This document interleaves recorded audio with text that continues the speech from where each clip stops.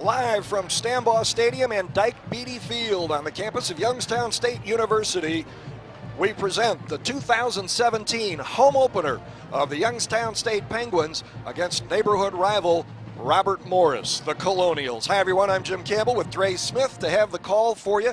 And Dre, coming into week 2 this season, both these teams have cause for encouragement looking ahead. Robert Morris first. Absolutely, Jim. They come in with their first opening win since 2008 and their first win over a traditionally good Dayton team since 2000 in a 13-10 win last week.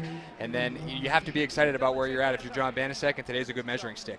Now, it's easy to be encouraged after a win. The Penguins lost their opener at Pitt. What do they have to be encouraged about? Down 21-0 at halftime, they mounted a furious comeback to tie that FBS school, take it into overtime, and what was an impressive performance. So I think today another good measuring stick for them to see where they're at against Robert Morris. And their motto today is no let up. Play just like you were playing Pitt.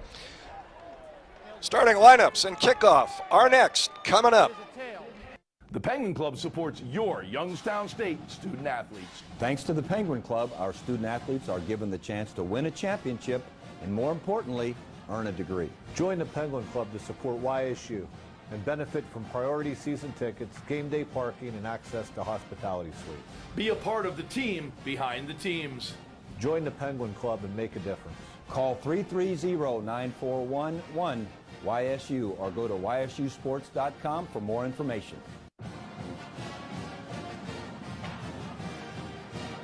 From all of us YSU grads and future grads who work here at Sweeney, go Penguins! Go Penguins! Sweeney. From all of us at Team Sweeney, go Penguins!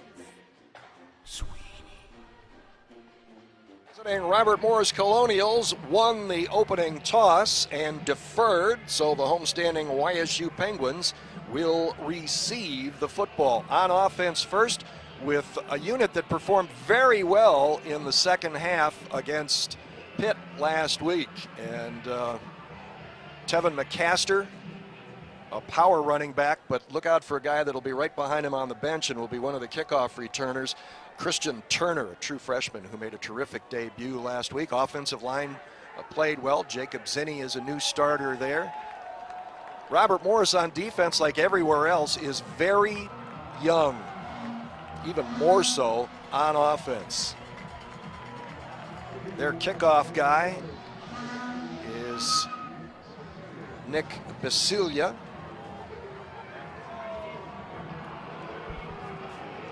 He's a true freshman out of the Pittsburgh area. It's Spaseglia, and he has it in the air. We're underway. This is Christian Turner at the 5. Check it, they did a little switch on us. And back there instead of Turner is Jake Cummings, true freshman out of Canfield, with a nice return. Oh, Jim, this offense, YSU, you mentioned last week in the second half, the offensive line really started to wear on that Pitt front. I think you got a glimpse into what this football team can be up front. And I want to see how they control this line of scrimmage. The offensive line for YSU got a lot of size, a lot of 300-pounders up front, and the defensive line for Robert Morris all under 270. So you think Youngstown State should have an advantage in the trenches. Hunter Wells under center, hit 18 of 32 passes, 311 yards, 2 touchdowns against Pitt, threw 1 interception, and that was in the end zone in overtime. Had he hit it, it could have created a tie and a second overtime session. Tevin McCaster, Jr., out of nearby Newcastle, 5'10", 195, rushed for 73 yards and a touchdown against Pitt. You saw that push up front on the first play for that offensive line. I know Shane Montgomery, the offensive coordinator, and head coach Bo Pelini, who you see there, they want to establish this ground game. You saw this offense open up last week when they were able to finally start running the football and able to lead to some play action passes down the field as well. 2nd and 4 after McCaster's 6-yard pickup. Slot right formation, wing left, single setback. Wingman in motion is tight end Shane Kuhn. Hunter Wells wants to load it up, fires to the near side, wide open. He's got Chris Durkin, a homegrown product. from Ursuline, who has transferred back to Youngstown. And Robert Morris had no idea where he was until it was too late, and Hunter Wells found him.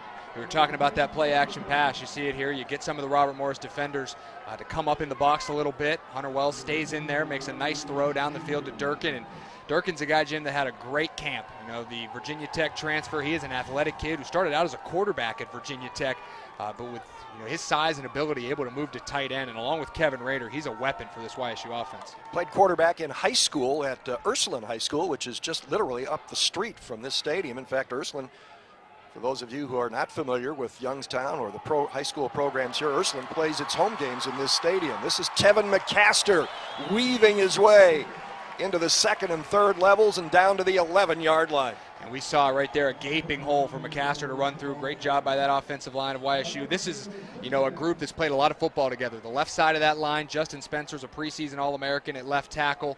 You have Gavin Wiggins at left guard, Vitas Harankowicz at center. Those guys played all of last year together, so they know how to open up the holes for McCaster. So he has gained 49 yards on his first 2 carries. Again, Shane Kuhn is going to be lined up as an up-back, number 86, for Tevin McCaster. Damone Peterson is wide to the left. Alvin Bailey is wide right. McCaster gets it, almost lost the football. It was almost stripped, and a flag flies in at that point. Holding, actually a face mask call against YSU. So a 1st and 10 at the 12 will be blunted somewhat here in the early going. And this is what hurt YSU last week at Pitt. They really had some good drives in the first half of that game. They didn't score any points, but they moved the football.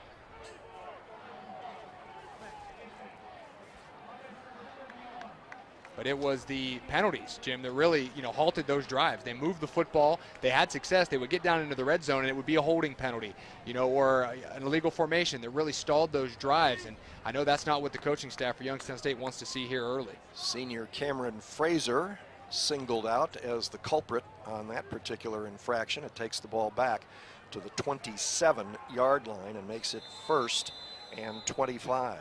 YSU has a pretty solid record both in home openers and against visiting teams from the state of Pennsylvania. We'll catch up on those numbers as we go.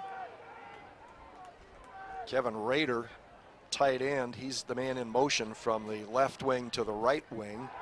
Fake to McCaster. Hunter dumps it in underneath to Rader, who gets down inside the 20. Rader is the tight end who made the fabulous catch pinned up against the back of an Eastern Washington defender to score the winning touchdown in one of the FCS playoff games last year, in which YSU finished number 2 in the country, surprising a lot of folks. Rader, a talented tight end who can play more like a wide receiver at times, a 6'5", 200-pound guy who can really run, from his position. He had 6 catches for 100 yards last week at Pitt, so he's going to be one of Hunter Wells' main targets. Got 11 there. It's still 2nd and long. Nate Mays in the game. Nate Mays is going to throw. Got the fade, leaping catch. There's a penalty flag down. Heck of a catch That there. was senior Damon Patterson, who had 2 catches last week, did not get into the end zone. We'll see what the flag is. Good catch on Nate Mays being in the ball game, a sophomore. The Penguins have been high on him from the day, well, obviously before he came to campus, or he wouldn't be here. But they like him a lot. There were some quarterback issues at the beginning of last season because of injuries and some performance issues, and Coach Pelini and Shane Montgomery, offensive coordinator, just kept saying how much they like Nathan Mays down the road, and they did get him some game time. So he's not, he's not a rookie per se in terms of game experience. Still not sure what the flag is here, but we're going to find out in a moment. In the play, hold. We're going to have offsetting penalties. Yeah. So penalties early an issue for Youngstown State. 2 big ones here. It takes a touchdown off the board. You mentioned Nate Mays, Jim. He's a guy that really last year when he was on the field, you knew it was going to be a run play. He ran out of that wildcat read option formation, but he's gotten a lot better over the offseason, and I know Shane Montgomery, the offensive coordinator, feels comfortable with him throwing the football now, not just in those running scenarios, and you saw it there. They let him throw one to the end zone.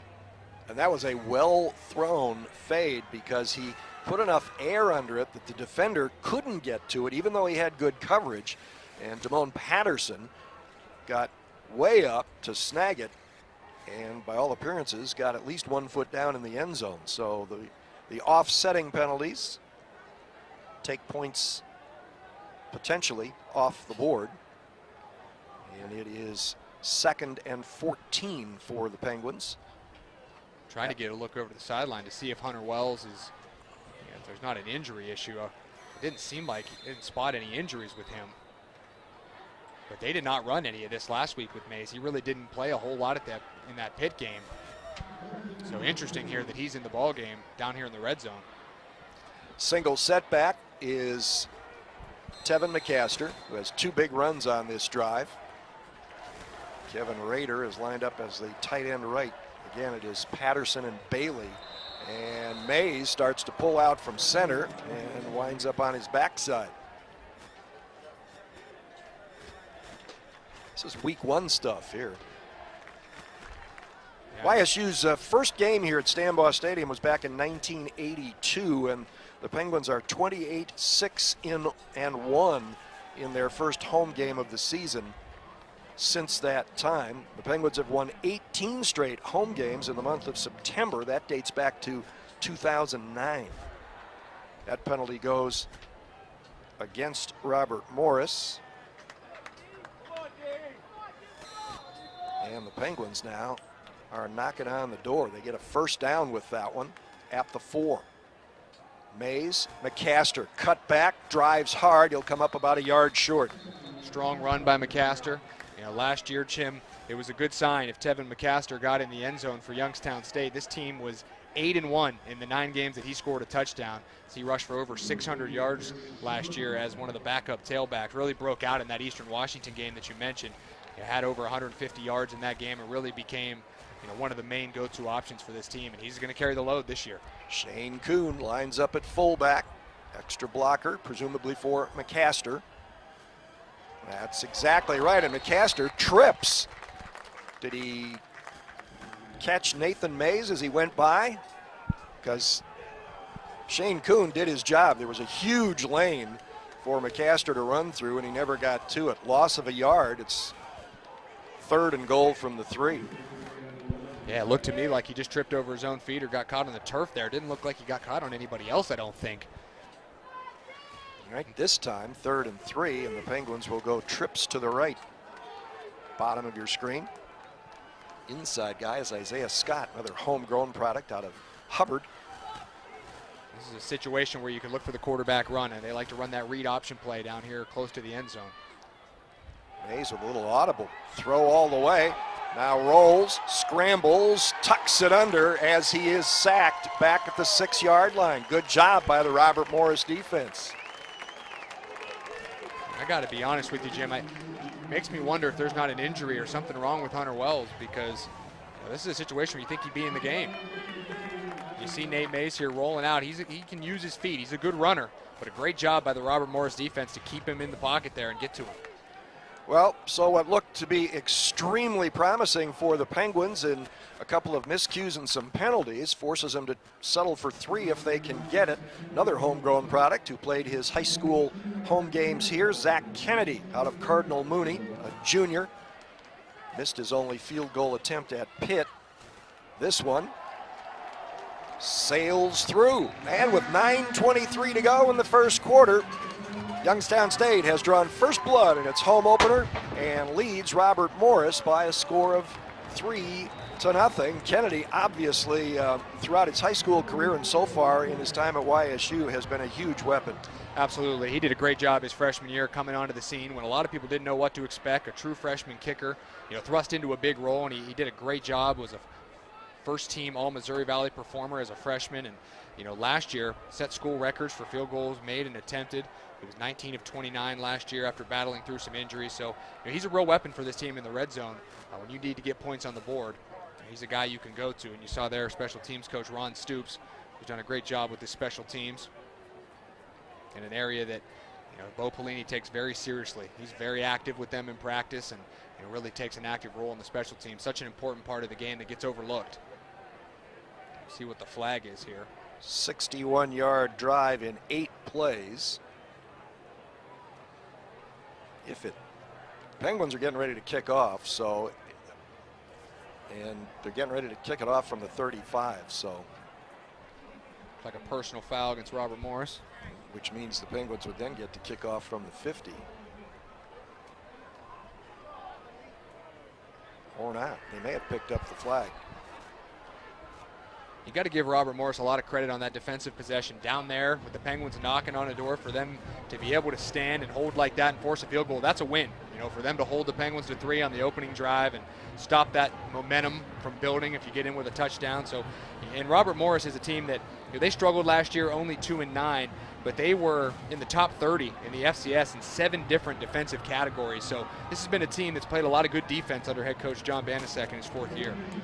And they are still a young football team. And in fact, on offense, they had all 5 of last year's starting linemen returning. And they have 5 new starters this year. Absolutely. This is a young team. I think 4 freshmen and a redshirt freshman. There's a lot of talent over there on that side of the ball. Linebacker Adam Wallet, another local product that played at Poland High School here in the area. So definitely some Youngstown connections between these two teams. And I know they're looking to make a big improvement this year. All right, Zach Kennedy will kick it off.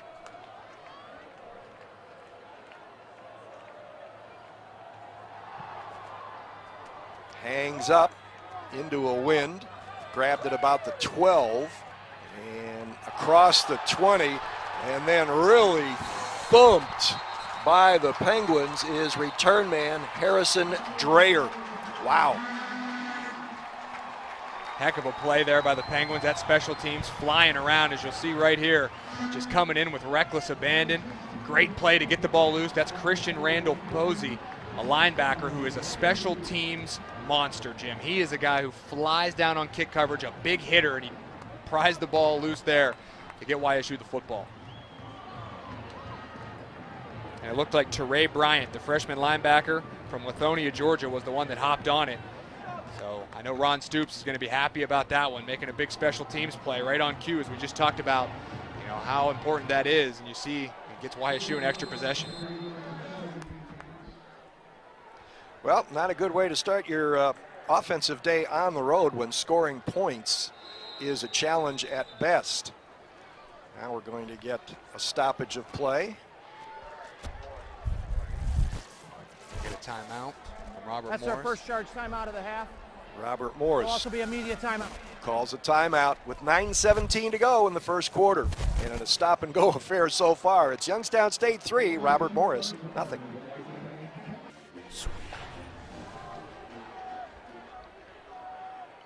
Youngstown State drive at the Robert Morris 23 after recovering a fumble on a kickoff return, and Nathan Mays remains at quarterback for the Penguins, the backup to Hunter Wells, who didn't make it through the first series.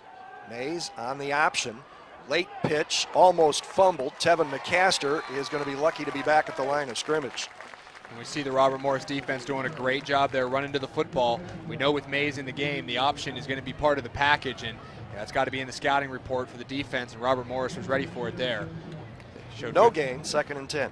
Good team speed by the Colonials. You know, as we mentioned, this defense, you know, they struggled last year, but this defense was solid most of the time. Offense was the main issue for this team a year ago, and this defense is holding their own so far.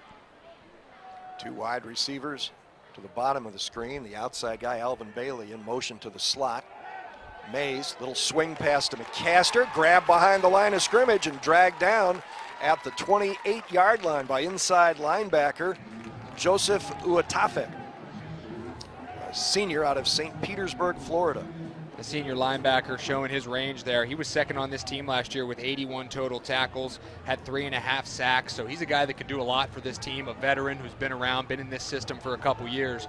And he really read that play out, saw it coming from the start. And we're going to see Christian Turner come in the game here, the freshman running back who was electric out of the backfield receiving the ball at Pitt last week. 124 yards rushing on receiving on 5 catches, scored 2 touchdowns. On 3rd and 15, Mays looks left all the way. Under pressure, throws wide open and making the catch as he goes to the turf. Alvin Bailey at the 10, first down Penguins. Great job by Bailey to keep his composure there. He slipped and was on the ground, was able to get his head up and make a play as the ball was right on him after he fell down. And a good throw by Mays, hanging in, some pressure coming, but he stays in the pocket, makes a good strong throw. And Alvin Bailey, one of the go-to guys for the Penguins on these third downs. He's such a reliable guy to go to in big situations. His 5th catch of the young season. 1st and 10 at the 10, just inside the 10. McCaster can't stiff arm his way away from the Robert Morris defender, who was a guy not on their depth chart. Kirby Ames, a true freshman out of Alden, Pennsylvania. And right now, I talked about at the beginning of the game how important it would be, how did the line of scrimmage fare? How did Robert Morris do against this big YSU offensive line? And they're really holding their own. I mean, they're not getting pushed off the ball. They're getting in the backfield, making plays for tackles for loss. So you got to be impressed with the way this undersized front has held up so far for Robert Morris. He got a no gain and 2 tackles for loss out of the 4 plays on this possession. Mays to throw. Looks right, rifles it in front of a defender, incomplete. Pass intended for Isaiah Scott. That's a great play there by Taval Brown, the sophomore corner. In coverage against a talented receiver in Damone Patterson, and he was all over him. Got a hand up, made a play. This is a defense that right now doesn't look afraid of this offense either. This is a game that obviously most people are going to expect Youngstown State to come in and dominate, but Robert Morris doesn't look like a team that looks intimidated, or afraid of the moment. They came to play. So it is 3rd and goal from the 13. Trips left, and it is Damone Patterson split right. Takes the snap, does Mays, looks left and throws it off the fingertips of Christian Turner, incomplete. And so for the 2nd time, the Penguins get down inside the 10-yard line and can't stick it in the end zone, at least not without a penalty. This is really the first time, other than a couple times last year, where Nate Mays is really running the show himself. He came into that game last year against Northern Iowa and played a lot of that second half, but he really just handed the ball off. Didn't do a lot of throwing. This is one of the first times he's been in charge of this offense and had to really run the show. So, I'm sure there's some jitters there and, some getting comfortable that Nate Mays will have to do. Zach Kennedy will attempt his 2nd field goal of the quarter. Slams it hard and through. So the Penguins have doubled their lead here on the 30-yard field goal by Zach Kennedy with 6:23 to go in the first period. It's now Youngstown State 6, Robert Morris nothing.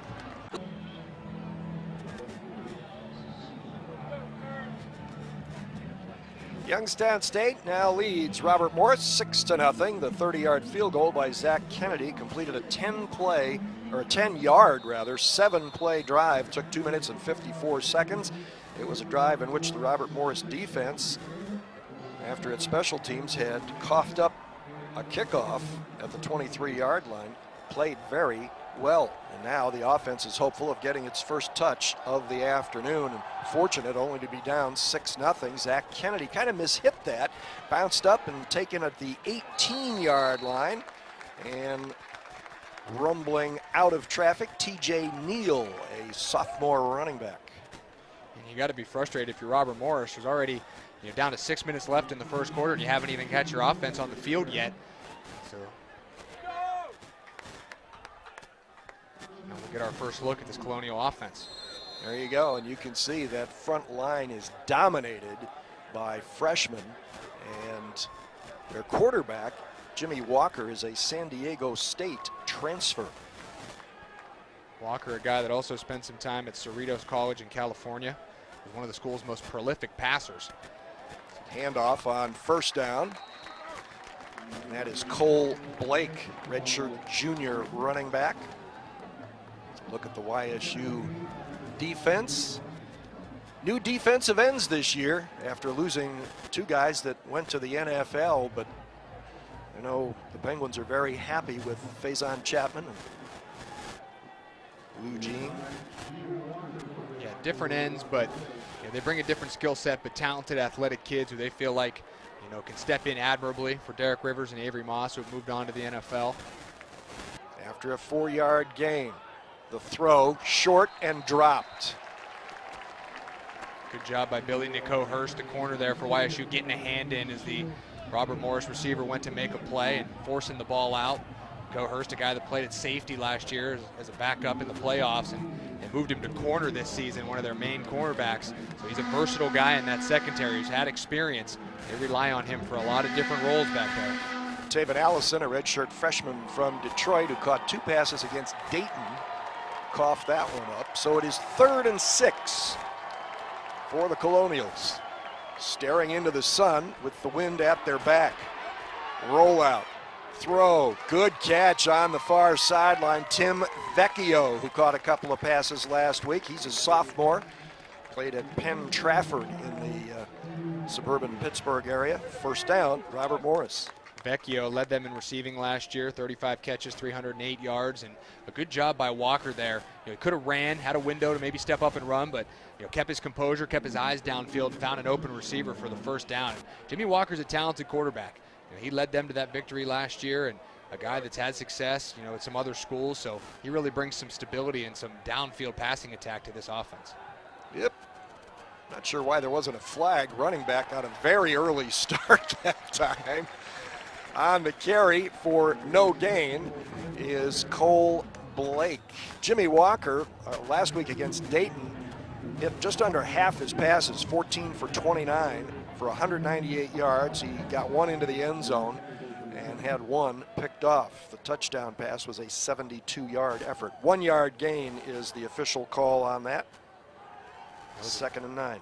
Great play by Kyle Hedges there, the Lakewood St. Ed's product from Cleveland, who's really turned into one of the starting safeties for this YSU team. He'll come up at the line of scrimmage as well as playing coverage, so a versatile guy back there. Triangle formation of receivers to the right. Play goes to the left with Cole Blake again carrying the football and pulled down after crossing into Penguins territory.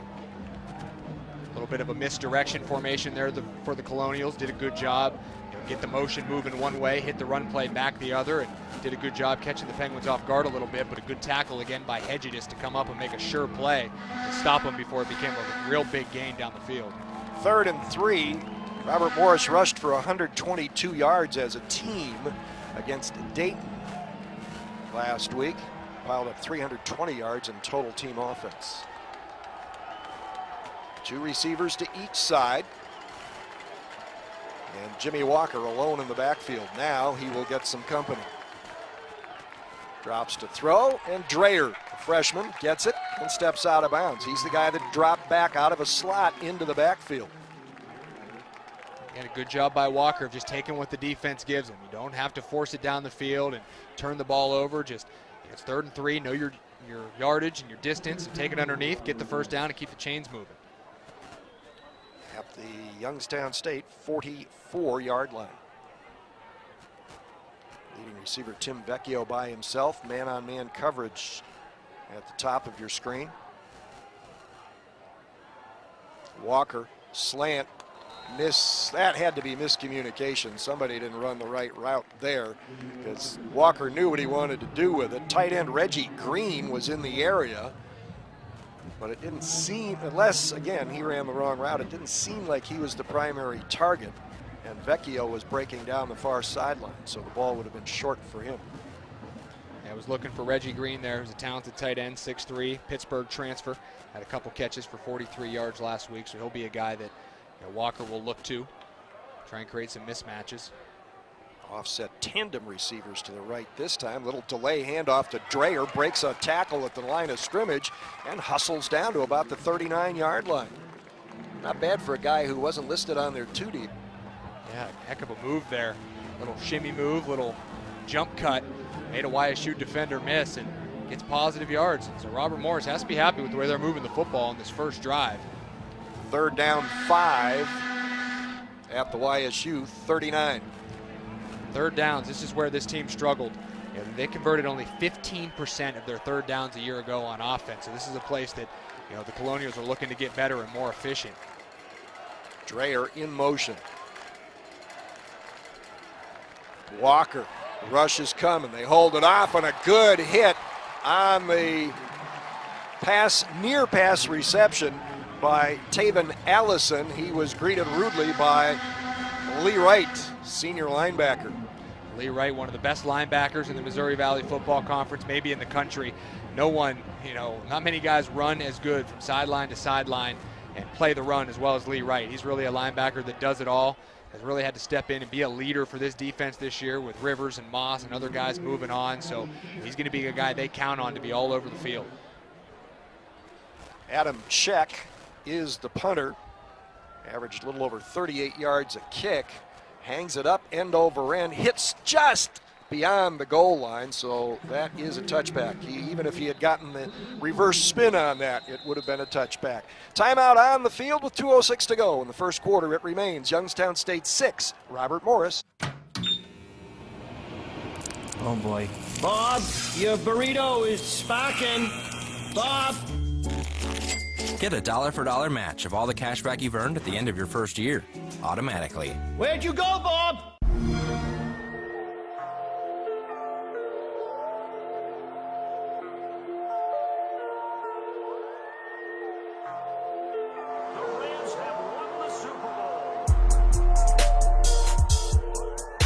Yo, Miss Mitchell, your boy just won the Super Bowl. Dominate from day one and win it all with the new arcade playstyle. Madden NFL 18, rated E for everyone. Get the ultimate experience on Xbox One.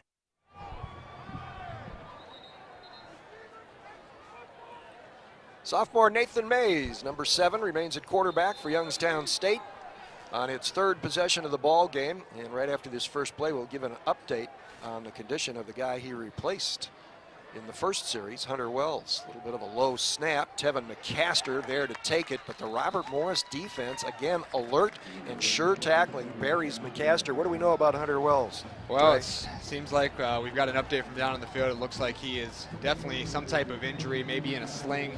Not exactly sure, can't confirm exactly what the injury is, but it doesn't look good if they've got him slinged up on the sideline already, so we probably won't see him the rest of the way. No gain. Mays rolls out. There's a hold on the tight end. Throw to Alvin Bailey, wide open underneath at the 35, and steps out of bounds at the 45-yard line. Alvin Bailey again. He's going to be a guy that Nate Mays looks for. Bailey had over 500 yards receiving last year, a go-to guy for this offense, and the Florida transfer, a talented kid who knows how to get open down the field, and he's been a guy that Nate Mays has looked to here early in this ball game. 1st and 10 at the 45. 2 receivers to the top of your screen, 1 at the bottom. Kevin Rader, the wingman, delay handoff. This is McCaster, got a hole right up the middle behind the Penguins veteran center, Vitas Harankowicz, and he picks up 6. We got a player down for Robert Morris. Slow to get up. Contact was pretty heavy there at the point of attack. Got his bell rung pretty good. I think that's Drew. Is it Drew Allen, number 3? I think you're right.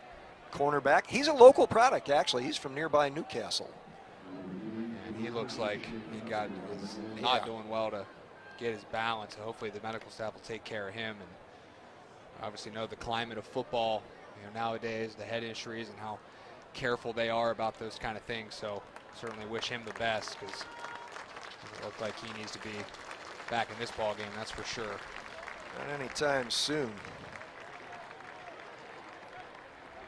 saw Youngstown State finally get a little bit of a push there offensively, up front in the run game. Robert Morris has done a tremendous job of, holding the run game back for YSU, and what we thought would be, an advantage for the Penguins is running the football downhill against a smaller front of the Colonials, but I have to give them credit. They've held up nicely so far. Mays from under center this time. Another handoff, and again Robert Morris has it sniffed out, and Tevin McCaster, check it, that was not, yes it was, had no place to go and loses 3. It's off that right side of the line, having a hard time getting anything going over there. You have 2 new starters on the right side for YSU. Cam Frazier at right tackle is a guy who's played a lot of football, but this is his first time as a full-time starter at right tackle, and Jake Zinni at right guard. This is his first action of his career. Last week was his first start in his career, so those are guys that are very early in terms of their experience at those positions. 3rd and 7. Robert Morris leaves the middle wide open on its front this time. I believe Christian Turner is checked in at running back. Again, a dangerous pass receiver. He's going to catch the screen underneath. First down, despite an excellent open field tackle from behind by Gerald Ferguson. So they have confidence playing here. This is Christian Turner, explodes through a hole over the right side and crashes down near the 36-yard line, a 7-yard pickup. You saw the speed and explosiveness there for Turner as he, as you mentioned, exploded through that hole. You know, he has such athletic ability, such quick burst, and he's a freshman that the YSU coaches believe can really become one of the best, you know, running backs we've seen here at Youngstown State, which is, you know, impressive for them to say. That's saying something, yeah. Yeah, they're all throughout fall camp. You heard those comments, and you take heed to it because you know the kind of running backs we've had here. This is Turner again, patient, good foot movement, and he works his way down inside the 25. Penguins knocking on the door of the red zone again. Great job by Turner there, cutting back as the flow of the play was moving to the right side of the line. He's able to put his foot in the ground and get upfield, and that's what he does so well. There's no wasted time with Turner. When he sees a hole, he's going to hit it and get upfield. You're not going to draw the play out too long. With that speed, he's able to get upfield quickly. We mentioned all the success he had as a receiver in the season opener. He only got to carry the ball 3 times for 32 yards. He's carried it twice for 20 right here. He's alone in the backfield again, the deep set. Nathan Mays under center. Here we go. This is Turner again. Good footwork as he waited patiently for his blockers to do their job, and they obliged him, and helping to lead the way that time, tight end Shane Kuhn. This has to be a good sight for the YSU coaches because with your backup quarterback Nate Mays in the game, you want to be able to rely on the run game. Take some pressure off him. Don't put it in the air too much. Get him in good down and distance, comfortable situations, running the football. And they're starting to see some push up front now, getting some success in the run game. And they're hastening the tempo somewhat, going to a no-huddle offense, not a hurry-up, but a no-huddle. And they're staying pretty basic here with 2 wideouts, a running back. Turner breaks a shirt tackle and fights his way to what would appear to be a first down, diving out of bounds around the 11 or 12-yard line. You saw the speed there from Turner. That's a play where I don't know if Tevin McCaster gets around the corner there and gets a first down. That's a play where he might get tackled for a loss. And McCaster, a great talented running back, but just doesn't have the speed that Turner does. That play, most guys are going to get caught in the backfield there and have a loss, but he's able to sneak around the corner and get a first down. And that's just, you know, the difference that he can bring. You see now him and McCaster in there together, another look that they can go to with, you know, 2 back sets to have some variety. And they'll go to a slot left formation. The wide guy is Jeremiah Braswell, and inside him is Stephon Derrick. This is Turner again in heavy traffic right up the gut, and he drives down close to the 10. This is where Robert Morris has done a good job of holding. You know, they've given up some drives, given up some yardage where the Penguins get down deep, but this is what the Colonials want to do. They just want to bend but not break. You know, they're okay with giving up some yards. YSU's gonna earn theirs, but if you can just force them to 3 instead of 7, you give yourself a chance to stay in the game. Well, that is 5 straight carries for Turner, and on the final play of the first quarter, he was a pass receiver, so he's handled it on 6 straight plays. He may get it again on the option. Mays, however, has the corner himself, tries to lean it into the end zone, and that is going to be a Youngstown State touchdown. Nathan Mays.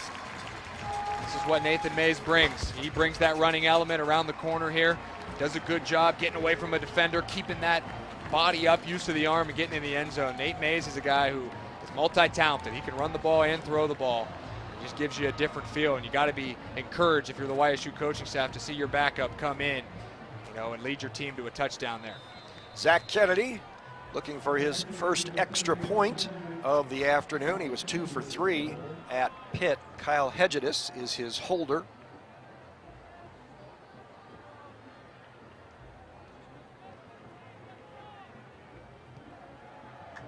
Splits the uprights, so the Penguins finally get into the end zone and capitalize. And with 11:43 to go in the first half, it's Youngstown State 13, Robert Morris nothing.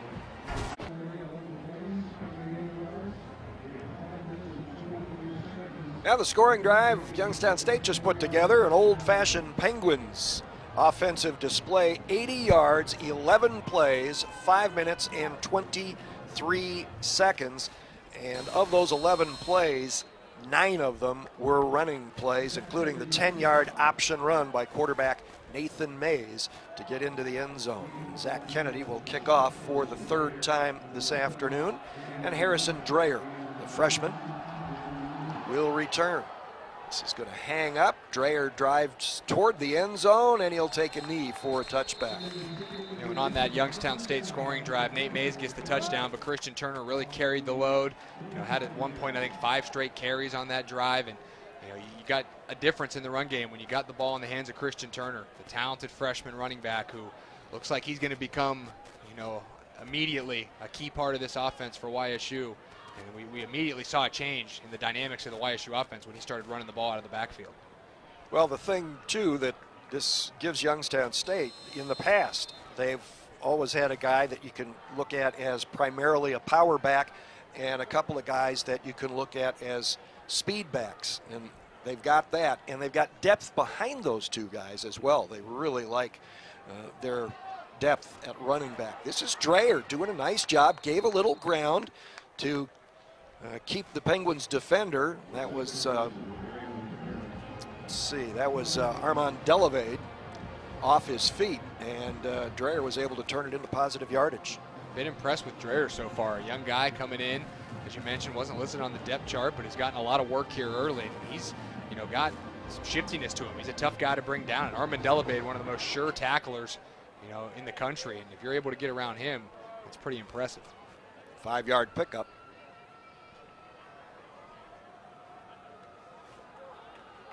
Dreyer, a little shake and bake behind the line of scrimmage, out close to the first down.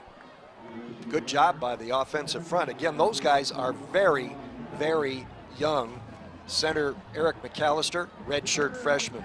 Guard Tevin the guard on one side.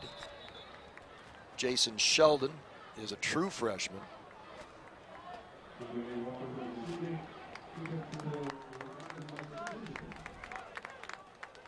Yeah, you see 5 freshmen up front for Robert Morris, and you look at the size disparity. I mean, all 5 of those guys under 300 pounds, where if you look on the other side, Youngstown State's got everybody over 310, 315. So this is a group that's undersized and young, but they've done okay here early on.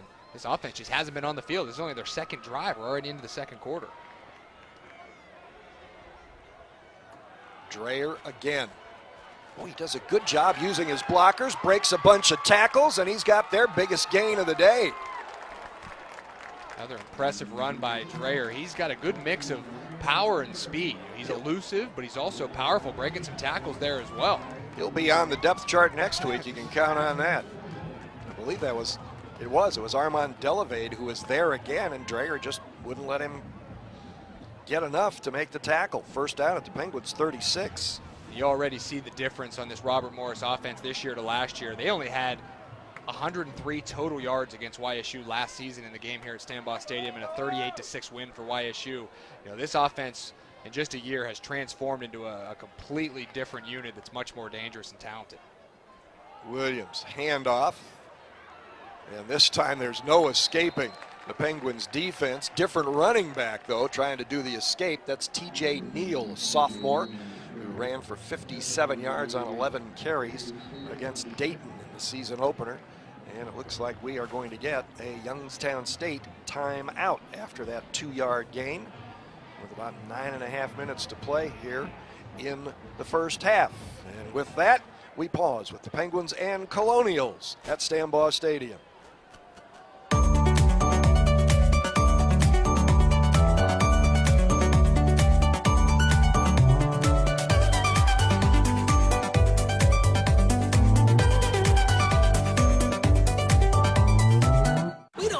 Some of the games. We want all the live games with DirecTV NFL Sunday Ticket.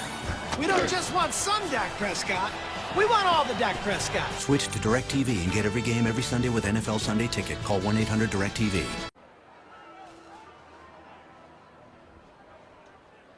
Robert Morris, 2nd down and 8 at the Youngstown State 34-yard line. Jimmy Walker in a spread formation. There's the handoff to Dreyer. Nowhere to go this time. Excellent penetration right up the middle, coming from Faison Chapman, the senior defensive end out of Chicago. 2-yard loss. He had a tackle for loss against Pitt last week. That'll bring up 3rd and 10. Yeah, Chapman had a big sack in that game as YSU mounted that comeback to tie the game in the second half. Chapman, a guy who's waited in the wings and waited for his chance. Obviously sat behind Derek Rivers and Avery Moss for the last few years, and finally getting his chance to be a starter on this team. And he's one of the vocal leaders for this defense, a real high-energy guy that's very vocal on this side of the ball. He was a big impact player coming off the bench last year. Big rush. They were trying to set up the screen, and Williams did a pretty good job in just literally throwing it away into the traffic. Yeah, they were trying to set up a screenplay there, but just too many red jerseys coming right down, the A gap right into Walker's face, and he couldn't, find a way to get the ball into the hands of his intended receiver. So we saw a little pep talk before he went to break. Bo Pelini was giving it to his defense, giving them some words, as he was not happy with the way they were performing before the timeout, and they've responded ever since. 4th and 10. Not much point in a punt here. Field goal try into that wind. Not a good idea. So Robert Morris going to try to make something happen. Big rush. Williams Walker gets away, but he will not get away from Donald Messier. They're going to call the horse collar here. This is a point of emphasis this year. You are not allowed to get your hand inside the neck or near the nameplate. This is a point of emphasis. And you'll see it right here as Messier gets that hand up near the nameplate. You cannot do that. That's something they're really trying to enforce more this season, and you're going to get that flag every time. The initial pressure came from Justice Reed, backup defensive end, a junior who had a couple tackles for loss last week. The fans here, as you see the student section here at the stadium, do not like it, but that is the right call. In years past, that's been sort of a blurry call to where they would call it if you got your hand inside, the collar, but they wouldn't call it if you pulled it down from the back top part of the jersey near the nameplate. But they're really trying to change that and enforce when you pull them down, and that's exactly what Messier did. Well, anything that involves the head and neck is getting a lot more attention, and rightfully so. Tough penalty as you're just about to get off the field. And yeah, with great field position, get the ball for your offense near midfield. This is Dreyer on the delay. Nothing happening. There's Chapman again. Right, Bryce Gibson turned it inside. Came up from his cornerback spot. Good job by Gibson and Chapman. Gibson, a true freshman, starting out at corner. He started at Pitt last week, and a guy that really shined throughout fall camp. And you didn't know who was going to be playing corners, as Kenny Bishop and David Rivers, the starters from a year ago, both moved on to the NFL as well. Both of them got into some NFL camps. But Gibson really burst on the scene and earned that job as a true freshman. So on 2nd and 10, Walker with the toss to Dreyer. He wants to throw it. Got nobody open. Going to try to make a silk purse out of the proverbial sow's ear, and is ridden out of bounds by Justice Reed and Billy Nico Hurst. Great job by the YSU secondary, not biting on the trick plays. They wanted to run the halfback pass as everybody stayed at home, stayed disciplined, and didn't let anybody get loose. And you see Justice Reed there, another Florida transfer, who they expect to be an impact player and fill the hole that Rivers and Moss have left. And he played well last week, had the sack, a strip sack fumble. Really let YSU, mount that comeback. So he's a guy they're expecting big things from on that D-line. 3rd and 10. Since that little pep talk, life has changed for Harrison Dreyer. Big rush coming. Walker hit as he throws, and it's overthrown. Jim Vecchio actually had a step. He was open behind the defender, but under heavy pressure, Walker could not find the mark, and now it is Robert Morris that will have to settle for a field goal. And the guy coming on to kick it is Nick Biseglia, who was 2 for 3 on field goal attempts in the season opener. Biseglia hit the walk-off game winner with 4 seconds left last week to beat Dayton. This may not make it. Looks like wide left. Nope, did not. He did not hit it well to start with. This is a tricky place to kick, and Biseglia just found that out. 6:43 to go in the first half. Penguins dodge the bullet and still lead 13-0.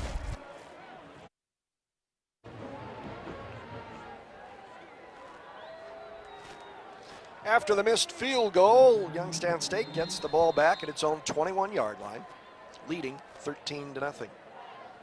Nate Mays under center. Little shift going on here for the Penguins. Anthony Parente in motion. And this is Christian Turner sliding along the line of scrimmage and crossing the 25 to almost the 27-yard line. Yeah, it's funny, Christian Turner wearing that number 20, and boy, he looks like another guy that wore number 20 here for the last 4 years, Jody Webb. Such an amazing career that Jody had, and a lot of similarities between him and Turner.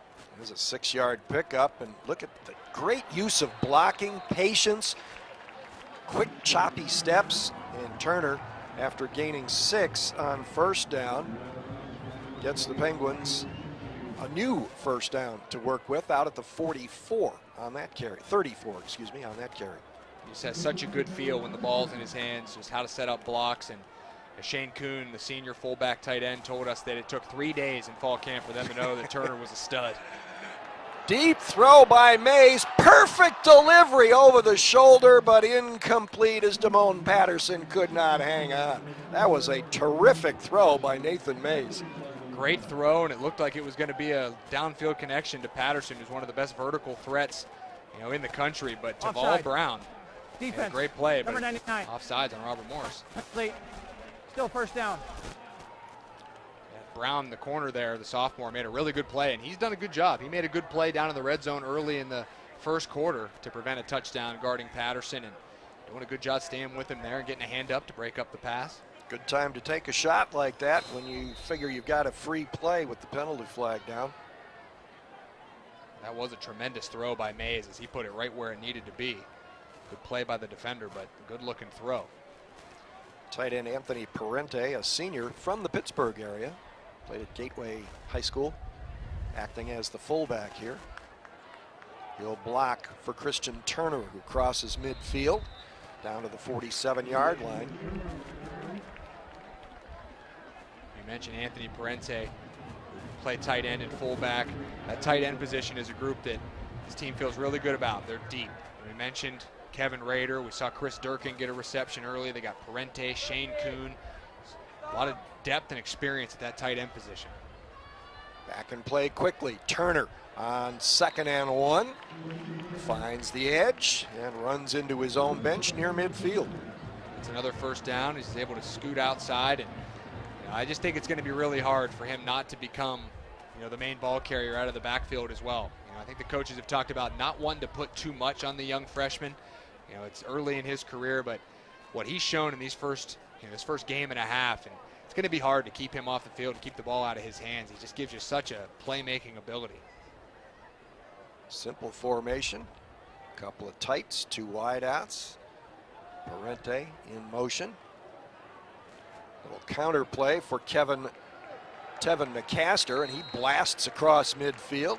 As you can see, totally different philosophy for Tevin, and he's glad to do it. Somebody's got to get the tough yards, and as Coach Pelini said earlier in the week, when you need tough yards, Tevin's the guy you want with the football. Absolutely. He, as good as Christian Turner is, Tevin's a guy that's going to get those hard yards for you. Mays going deep again.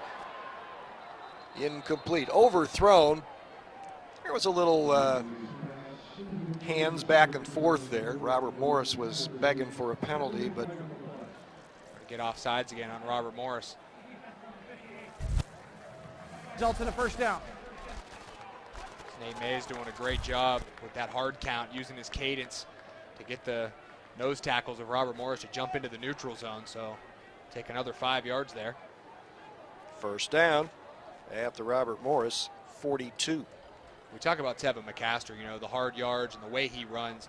His performance at Eastern Washington in that FCS semifinal game, which sent YSU to the championship game a year ago, I mean, it's been a long time since I've seen a guy run the way he did that day.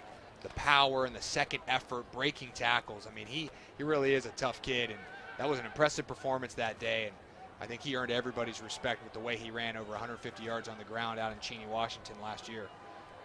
I actually heard a few people mention him in the same breath with the legendary Tamron Smith. Oh, ill-advised there, but the Penguins nope, they cough it up. Low snap, and in order to get the play that was called moving, Nathan Mays tried to scoop it ahead to Christian Turner, and as you can see, that was not well advised, and the Penguins turn it over. Yeah, it looked like he thought Turner was going to be ready to get the ball there, but Turner was heading to block, and just the sloppy plays that you can't have. You know, these are the plays that you have to eliminate. You know, when you're playing a team like Robert Morris that just wants to hang around, they know that they're outgunned in terms of talent and depth, but you know, they just want to hang around, get extra opportunities. When you turn the ball over and give them extra drives, this is what allows them to stay in the game as the game moves along. So the turnovers are even at 1 apiece now. From under center, Williams gives it to Dreyer. Good cut. Walker, rather, gives it to Dreyer. Good cutback out to midfield. It'll bring up 2nd and 3. The front of Robert Morris doing a good job of holding at the line of scrimmage and then getting up to the second level. You know, the linemen are doing a great job of, doing a great job at the first point of attack, but then getting up to the second level, getting some hands on linebackers and letting Dreyer work to the second level. You pick up 7 yards on first down, makes it so much easier when you're in 2nd and short. You know, being so young up front, beating Dayton is great and all, but being able to execute against a YSU defensive front, that is a huge plus. Dreyer pounds straight ahead, and again, his feet never stop moving. He's going to get some extra yards. He's going to be tough to tackle down low, even if you can't wrap him up probably below the knees very well. He's going to be just short of the first down on that carry outside the 47-yard line. You know, another key that we haven't mentioned is Savon Smith is not in the middle of that YSU defensive line. He's a guy who's a full-time starter a year ago, one of their key guys in the middle at D-tackle, a big run stopper. He had a concussion and couldn't play last week at Pitt. They thought he'd be ready to go this week, but we haven't seen him out there, so it looks like he's out for the 2nd straight week with that concussion. So that's a big missing piece on the D-line, especially in the run defense. Yeah, they have listed him as a starter on the pregame depth chart. Lamont Ragland, a junior out of Dayton, a 295-pounder, is filling the gap. Robert Morris taking a timeout here with just over 3 minutes left in the first half, down 13-0, and in a critical 3rd and short just inside Youngstown State territory. Youngstown State will entertain another non-full scholarship FCS team next Saturday when the Blue Devils of Central Connecticut State come to town. Those two schools were actually members of the same conference at one time. It was the Mid-Continent Conference that was mostly basketball for Central Connecticut. In fact, it was. I'm not sure what the status of their football program was at the time, and Youngstown State had just transitioned into Division I in basketball. The Mid-Continent Conference was so ill-named, it stretched from Utah to Connecticut at one time and into Alabama. Go figure. Should have just called it the Continental Congress. That's Dreyer again, and he'll have the first down. And we talk about this YSU defense and a lot of the guys that they missed from a year ago. Only 2 defensive players on this defense were starters in last season's opener and this season's opener. I mean, so you only have 2 guys who started last year that come back to start this season. So a lot of new faces on the YSU defense, a lot of new, chemistry that needs to be worked out. So, it's something that they're going to have to work through here early in the year. First down at the Penguins' 46. Jimmy Walker. Little pump fake. Dreyer patiently waiting for something to open up. Nothing did. He'll get a yard. It'll be 2nd and 9. And at the point of attack for the Penguins defense, Justice Reed. We also saw Wes Thompson making a play there, number 90. He's the redshirt freshman from Boardman, Ohio, another local product. And how about Wes Thompson? Last week at Pitt, Pitt gets a blocked punt return and takes it all the way down to about the YSU 5-yard line. Wes Thompson gets a big sack, a guy that nobody expected to play a whole lot in that game. With Savon Smith out, he filled in, got a big sack, forced a field goal, which Pitt missed. So he's made some big plays early this season. Walker throwing all the way. Here comes the rush, and he is trifected. And the guy you were just talking about, Wesley Thompson, was in on the rush with Justice Reed.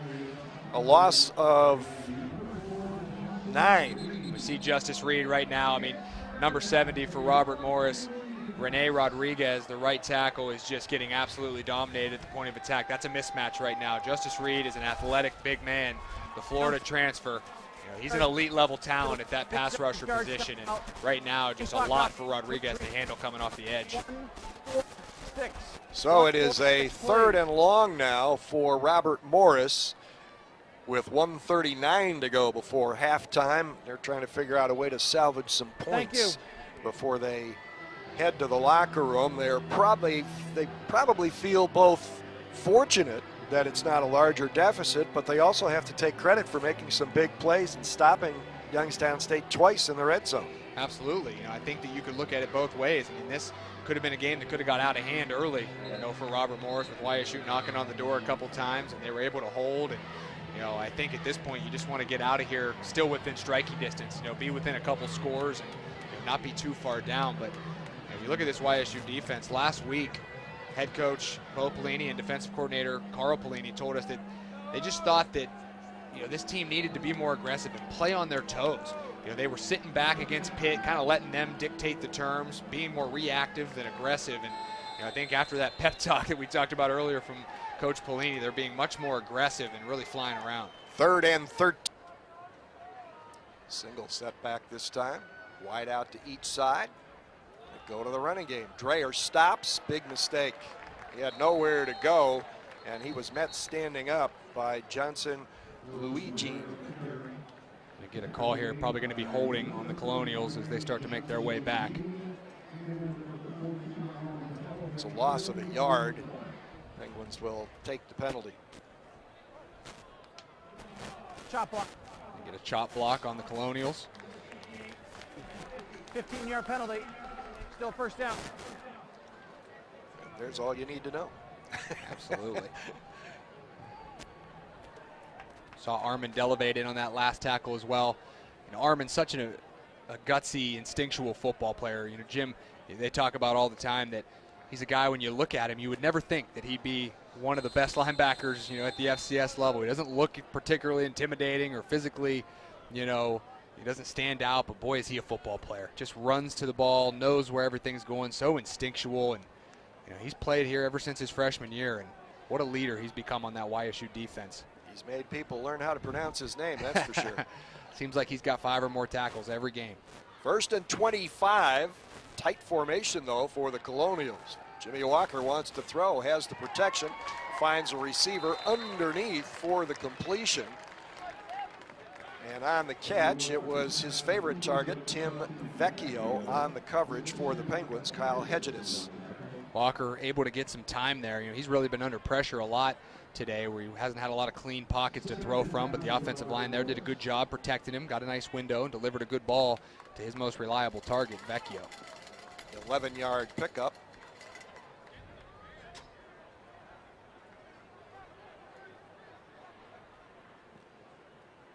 Makes it 2nd and 14. Empty backfield this time. Left side is loaded. That's where he goes with the football. Nice juke move, and Dreyer decides before he risks getting hurt to take a dive to the turf at the 45, but it'll bring up 44, make that. It'll bring up 3rd and 5. Seeing the Penguins playing a lot of too high with man underneath, so Walker understanding he's got man coverage with his talented running back Dreyer matched up against a linebacker in Delevade, wants to get it in his hands and try and let him make a play. Taking what's there to set up the 3rd down. 3rd and 5. Robert Morris at its own 44-yard line. First possession of the second half. 13-0 Youngstown State. Warren Robinson in motion back and forth, and that number 4 helps draw the Penguins' number 4, Justice Reed, offside. Offside. Defense number 4, unabated. That 5-yard penalty results in a 1st down. That's going to be the third penalty of the day on Youngstown State. Had a couple key ones in the first half, and I know that's something Coach Bellini and his staff are going to be looking at is, we can't have these penalties in crucial third downs and crucial moments. And right there, you make things a little bit easier on the Colonials.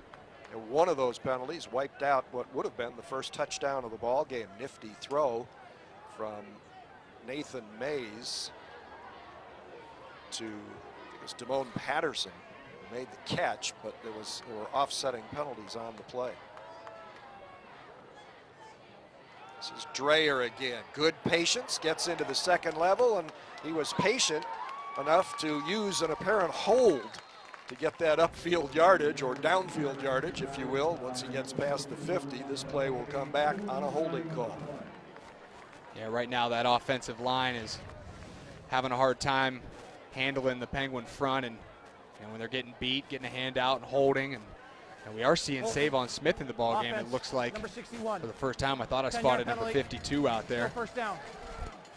It's good to see Savon in there. I believe that is number 52 down there in the middle of that defense. 295-pound junior out of Syracuse. Penalty takes the ball back to the 39, brings up 1st and 20. Smith, a guy that started all last year in the middle, anchored the middle of that run defense, so a key guy for the Penguins defense to have back in there. 3 receivers to the bottom of your screen. And Walker looks the other way. Pressure coming, down he goes. Looks like that was Donald Mazier, the defensive tackle, getting in there. Just that speed rush. He's not a powerful guy. They talk about him. He's more of a rusher, has a lot of speed from the defensive tackle position. You saw him beat his man right there, and that's impressive for a D tackle to run the way he did and get down the quarterback and bring down the quarterback. Looks like a linebacker running from that D tackle position. Faison Chapman got in on the party as well, all the way back to the 27-yard line. That's a 12-yard loss. It'll bring up 2nd and 32. Mazier, another guy, a senior from Homestead, Florida, who hasn't played a lot with a lot of the guys we've had on that D line. So there's a lot of guys getting their first chance after being in this program to get in there and play, and I know they're relishing that opportunity. 3-man front, and it challenges the offensive line. Throwaway by Jimmy Walker, and another penalty flag. The Penguins' pressure really discombobulating the Colonials right now. Yeah, we talked about how hard it was going to be for that Robert Morris offensive line to rein in this talented D-line of YSU, and they held in there admirably early, but it's starting to look like that they're wearing down a little bit going against the Justice Reeds and Donald Maziers and Faison Chapmans. They're really starting to get some heavy pressure. Well, and here's the other thing too. They were moving the ball well on the ground and had a little pass completion underneath, but then a penalty pushed them back. Now they've got to change their thinking a little bit, try to get some of it back. They go to the air, and the YSU defense, knowing that, puts the heat on. And I think Carl Pelini has been a little bit more aggressive so far.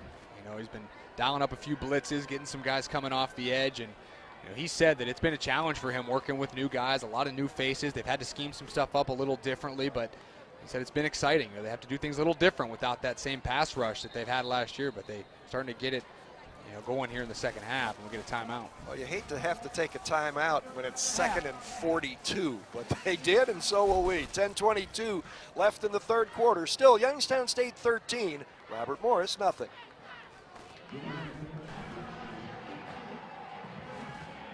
Well, let's see what the Colonials came up with during that timeout that will help them dig themselves out of a 2nd down and 42 to go circumstance. It'll be an empty backfield with Harrison Dreyer in motion out of it to a wide split left.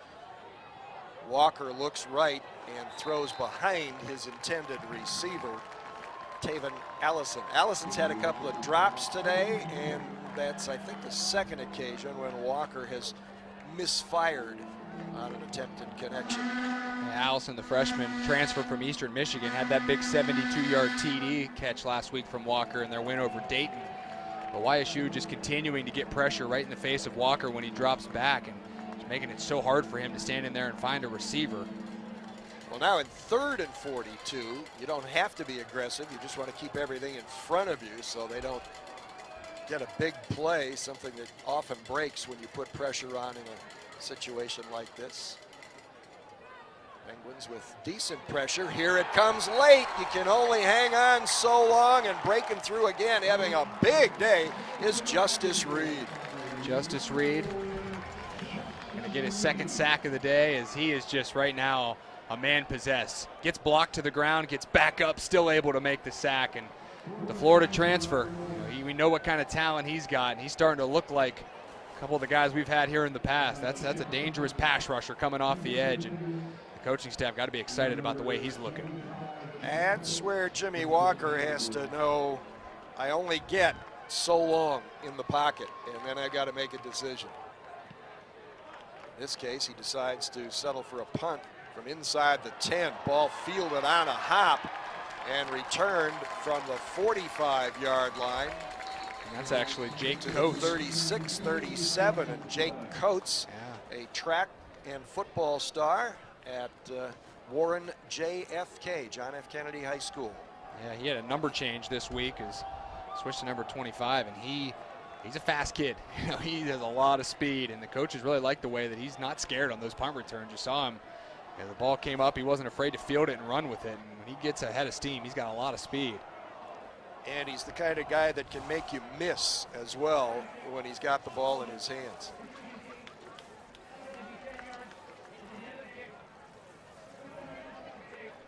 Penguins are being penalized, but it will not affect possession.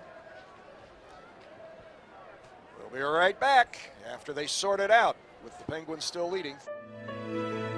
Some moments can change everything. You can't always predict them, but you can game plan for them. For 150 years, generations of families have chosen Pacific Life for retirement and life insurance solutions to help them reach their goals. Being ready for wherever life leads. That's the power of Pacific. Ask a financial advisor about Pacific Life. This is a story about mail and packages, and it's also a story about people. And while we make more e-commerce deliveries to homes than anyone else in the country, we never forget that your business is our business. The United States Postal Service, priority.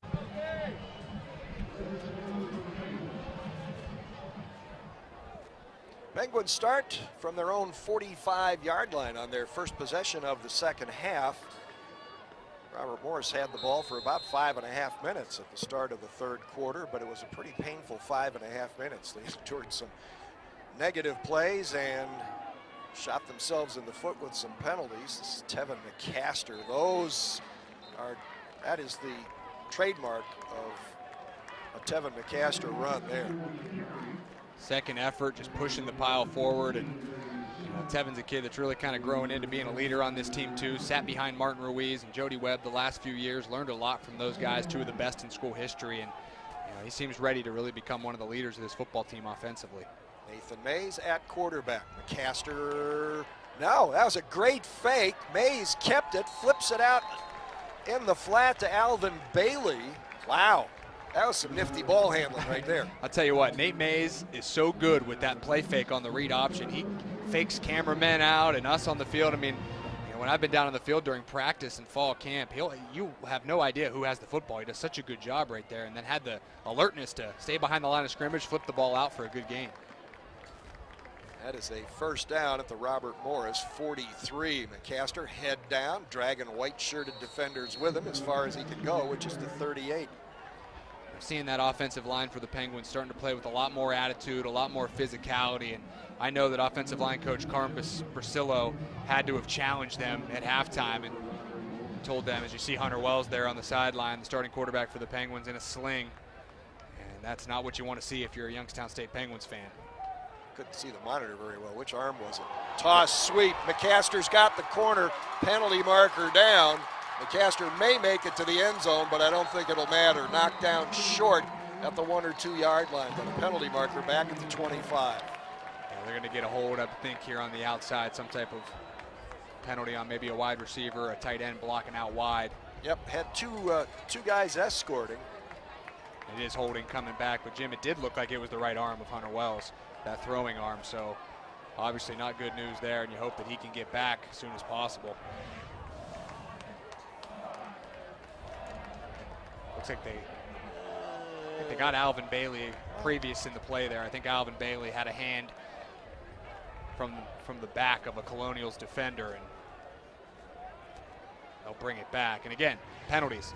You get a big run, set you up with 1st and goal, and it comes back. That's something that, as this season moves along for YSU, and they start moving into this conference in the Missouri Valley and that tough schedule that it always brings, these are the kind of things that you just can't have, because against some big-time teams, this is the kind of stuff that's going to lose your football games. 2nd and 13 after the penalty is assessed. Winds up being like a 45-yard penalty. Another nice play action. Mays, defender falls in front of him, takes off, looks behind him to make sure he knows where the enemy is, and drives down to the 35. And I have to believe that there's going to be someone in Nate Mays' ear telling him, you need to get down. When you're running the football, you are the backup. We don't need to go to our 3rd string option right now. We already have our starter hurt, and when you run the football, protect yourself. Get down, because they need Nate Mays right now. They need him, to be able to stay healthy and stay in this game, and putting himself in harm's way when he runs the football. Picks up 10. It brings up 3rd and 3.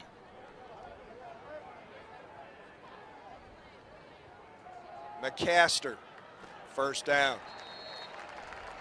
Now you're starting to see some extracurricular activity over with Shane Kuhn and a Robert Morris defender. And Shane Kuhn led the blocking there. And there have been some emotions building on an earlier play. Some players were slapping hands off each other. Yeah, Kuhn brings that physicality and that attitude as a fullback, a senior, but you don't want to get an unsportsmanlike conduct penalty and set yourself back even farther. So it's a 1st down at the Colonials' 33-yard line. Mays to McCaster. Head down. Got 3.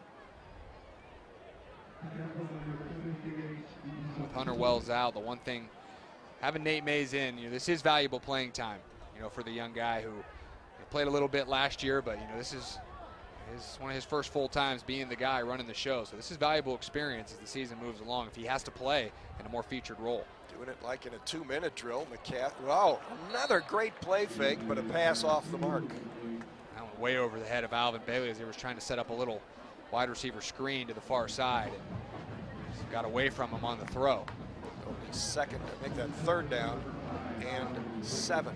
We talk about those tight ends lining up in the backfield, acting as fullbacks. YSU does not have anybody on their roster that they list as a fullback. Absolutely, yeah. Parente and Kuhn, who are tight ends, but really, Kuhn's really become almost like a full-time fullback. So it's good to have versatile guys like that can do both. Christian Turner has checked into the backfield. Nathan Mays doing some checking off at the line of scrimmage, takes the snap, looks left, good job with coverage, nice throw underneath. This is Isaiah Scott, the Hubbard product, dragged out of bounds around the 15 with a YSU 1st down. You mentioned it earlier, Jim. Isaiah Scott is such a talented guy. I mean, his size and speed, he is an athletic specimen at the wide receiver position, and I know they're really expecting more out of him this year to become one of the go-to guys, step up and become a more featured part of this offense, because he's got the ability to be one of the better receivers in the conference. 20-yard pickup, 1st down at the 14. Right back at it with Tevin McCaster. Actually breaks that tackle, but he was held up long enough for help to arrive, but still winds up gaining 4. Robert Morris thinks it's recovered a fumble. Yeah, he looks like he lost the football. We'll see here as we get a replay. Rolling on the field, the runner down, 2nd down. Did lose it, but he was And it does down. look like the knee did hit. So just from first look at that replay, it does look like the knee hit the ground and then the ball came out. It's YSU trying to rush and get a play so it can't be reviewed. This handoff goes nowhere, and the Robert Morris defense steps up, as it did a number of times in the red zone in the 1st half. Just got to continue to give credit to Robert Morris's defense. I mean, they've been on the field a lot today. The YSU offense has controlled time of possession, and they've really held their own still. Still in this football game. Mays rifles it. Did Scott scoop it up? No, they say he got it on the skip. Looks like Isaiah wants to review it. He thinks that he caught the football. So we'll see if we get a review here. There's also a penalty marker down on the goal line, right in front of the goal post. Isaiah still thinks he made that catch. Here's a replay.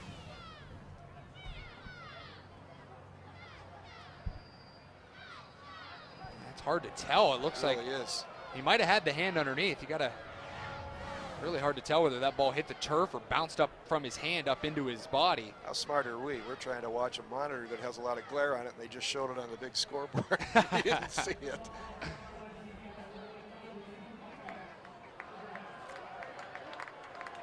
Well, it's fourth down, they're saying. There isn't any question they're going to say that it was incomplete. So another big third down here in the red zone. And if you're Robert Morris, if you're able to hold them to a field goal attempt here. Yeah, because that makes it fourth down. It is fourth right down, there. correct. Yeah, I'm sorry. So this will be a 27-yard field goal attempt. And coming on to make it is Zach Kennedy. But another win for Robert Morris. You're able to bend but not break. You force another field goal, and even if this goes through, it's still a two-possession game. So, with all the time of possession and the yardage differential, Youngstown State has to feel like they should be a little bit more in control of this football game.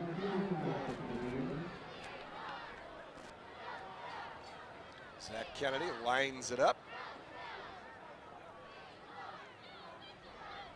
Kyle Hedges sets it down, and Kennedy bangs it through, his third three-pointer of the afternoon, and now with 4:47 left in the third quarter, it's Youngstown State 16, Robert Morris nothing.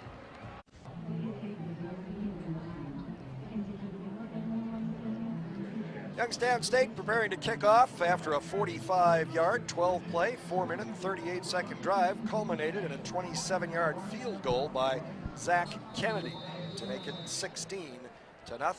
Robert Morris's opponent next week, Colonials will be at home, is Virginia Military, which is losing to Division II Catawba 20-13 with about 10 minutes to play in their game. Kennedy hangs it near the goal line and into the end zone with the help of the wind. Another touchback. You look at the total yards in this game. Youngstown State 280, Robert Morris just 90 total yards, yet still a two-score game. So Robert Morris just trying to hang around until they can finally get something going on offense, as the pass rush up front for the Penguins has been dominating the last few drives. Boy, it seems like even that number for Youngstown State on offense is low because of how long their offense has been on the field. Absolutely. And penalties have really killed them on offense. They get down in the red zone and get pushed back and have to settle for 3 instead of scoring touchdowns. Robert Morris will try to get back in it now. Reggie Green, the man in motion back and forth there. And Harrison Dreyer pulled down behind the line of scrimmage on an outstanding play by Avery Larkin. Avery Larkin, another guy who, as he's moved in to a more upperclassman role, getting more playing time, and a tremendous job coming off the edge there on that nickel blitz as he plays that nickel back position, which is such an important position for this defense. Carl Pelini says it's linebacker and safety all mixed together. You have to be able to play the run, but also get back in pass defense as well, and Avery does it very well. He's got man coverage on the slot receiver to the right at the moment. Williams steps up in the pocket, which breaks down, and the guy who was holding things together for the Penguins was Wesley Thompson, and he's going to get credit for a half a sack there, I think, or a tackle for loss anyway. Loss of a yard to the 22 will bring up 3rd and 13. Yeah, that's going to be the second tackle for loss for Wes Thompson today, the freshman from Boardman, Ohio, who has been a surprise, as we mentioned, throughout the first 2 games. Good to see a young player like that stepping up and making plays. Well, this is how you build depth. As we joked off the air briefly, Coach Tressel, Jim Tressel, during his time leading the Penguins to 4 national championships, used to say you got to have a pair and a spare. Walker eludes the rush, finds a tight end underneath. This will be a first down and then some. Good job by Jimmy Walker, and he bought enough time to get the ball to Taven Allison for the first down. And coming in on the rush hard was Justice Reed, but he didn't get credit for a sack that time. And you got to give Walker credit. He's done a good job today. He's been under fire, most of the drives he's been out there, but yet he's been able to sneak away a couple times. He's got good elusiveness and able to keep his head, downfield and make a play to convert a third down. So, Walker showing some toughness, hanging in there and making plays with guys draped all over him. 18-yard pickup out of a straight I formation. Dreyer made the mistake of waiting for a block. There wasn't going to be one, and he was pulled down by Cash Mitchell, sophomore linebacker. And you mentioned the depth, Jim, that this team is building, and that's something Carl Pelini said. He said he thinks that this team has a chance to even be better this year on defense than even last year. And that's saying a lot with how dominant they were a year ago on defense, but it's because of the depth. He feels like they can go 2-3 deep at most positions, where that wasn't something they felt comfortable with the last few years. And Cash Mitchell's a guy that's added that depth at linebacker, a young, talented guy. So on 2nd and 10, Jimmy Walker goes deep, and catch is made on the far side. Taven Allison pulling it in. Matched up out there with the freshman Bryce Gibson, and you really can't fault Gibson too much. This is pretty good coverage that he's got on Allison, but a tremendous ball by Walker again. Getting hit as he throws, hangs in the pocket, a little bit of a back shoulder throw, just puts it right where Allison can make a play, and that's good coverage, just a better throw and catch. Down to the Youngstown State 28-yard line, 32-yard pickup on the pass play. Harrison Dreyer cut down in the backfield. Cash Mitchell again. Cash Mitchell flying up from his linebacker position. He shows you right there the speed that he has. He's a physical guy that'll come up and hit hard in the run game, but showing the speed right there to run from sideline to sideline and make a play in the backfield. No gain. 2nd and 10 coming up for the Colonials. At the YSU 28, we're approaching the 1-minute mark of the third quarter. Colonials trying to avoid a shutout. Lost here 38-6 last year. Throw underneath. That is going to be complete again to Allison. I think they're actually marking that one incomplete. Or are they going to say Tough it to bounced see. in? Yeah, I think they said it bounced. Incomplete. It was a good ball again. Walker was under heat again as Justice Reed just lit him up as he came into the off the edge on a pass rush. Walker hung in there, made the throw, but Nico Hurst, you see right there, number 17, with good coverage, forced the incompletion. Well, Robert Morris arrives at the moment of truth again. 3rd and 10. Trips right. They shift the tight end. Green to the right. They send Allison in motion to the left out of that trips, and now we will get a timeout called by YSU, as they did not like the looks of the formation Robert Morris wound up in after both tight ends motioned. So it'll still be 3rd and 10 with under a minute to play now in the third quarter. Robert Morris trying to salvage this drive, keep it alive, turn it into some points for the first time on the afternoon. They have had one scoring opportunity turned away, missed a field goal, moving this direction. Now you see the head coach of the Colonials, John Banasek, former Super Bowl champion with the Pittsburgh Steelers back in his playing days, and he's been at Robert Morris for a long time. He's been with the program for 14 years. This is his 4th year as the head coach, spent 11 years as an assistant with the Colonials. So was that whole time under Joe Walton? I believe so. Yeah. Yeah, he's been here for a So long time. it's kind of been a Steelers connection in the big chair since the program started, because Robert Morris did not always compete at this level. They do not fund a full complement of scholarships. They are considered an FCS program, however. Remember when the program first started, and somebody asked Joe over in Pittsburgh, asked Joe Walton, how come you don't play, a non-conference game against somebody close like Youngstown State? He says, because Youngstown State could name the score. That pass falls incomplete. It'll be 4th and 10, and again, Billy Nico Hurst had really nice coverage and screened the receiver very well. Yeah, but you have to give Robert Morris credit, and they should be proud of themselves the last few years coming in here. They got beat up pretty good 38-6 last year, but 2 years ago forced overtime, and a 2-score game here today, and And this is a program that, is going to come in with a lot of pride. They're not going to come in and get pushed around easily, and they've shown that again here today. 46-yard field goal attempt, and this one has popped up. This has no chance. That was barely 30 yards, and so for the second time today, a very poor kick from their placement guy, Nick Biseglia. And the way that kick fell, it looked like a Penguin could have got a hand on it, because that ball really just never even got close to the goalpost. So you got to think maybe there was a finger that they got the ball tipped, created it to fall short. But that's tough for Robert Morris, because that's a drive where you're moving the football, you get a couple big pass plays, you get deep into YSU territory, and you feel like, okay, if we score here, make it a one-score game, or at least get some points on the board, we still have a chance to hang around and make this a game. But that really deflates you as you come away with no points after what looked like a promising drive. Yeah, part of the problem there was on the last two down series, first down was a no gain, so they started in the hole. Good throw, nice scoop up. Alvin Bailey with the completion out at the 44. Alvin Bailey again showing that body control and the ability to make a play on a pass that might not be perfect. Mays there didn't lead him, kind of made him come back to the football, but Bailey's so good at adjusting on the run and coming back to the ball and making sure he makes the catch. And boy, Alvin Bailey looks poised to have a big years. He's really become such a reliable target. He's been big here today. 16-yard pickup. Under 20 seconds to play in the third quarter. Bailey now with 4 catches for 60 yards. Christian Turner is in the backfield.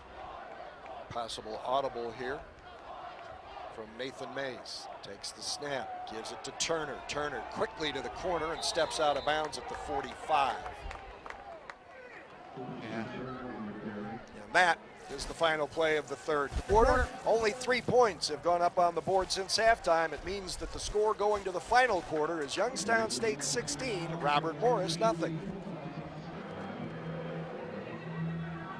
Youngstown State starts the fourth quarter with a 16-point lead and a 2nd and 8 at its own 46-yard line.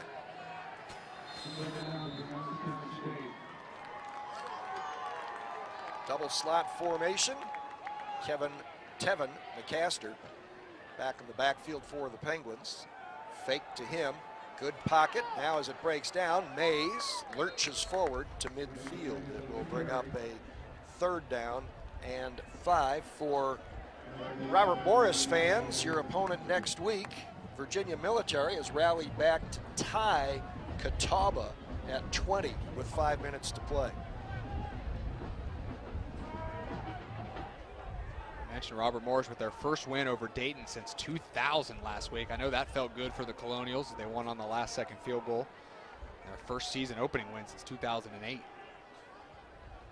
Mays, look at the time. He's going to break free, though. He'll have the first down and run it out of bounds. Could be a flag. I thought he was tackled out of bounds, but there is no laundry in the air.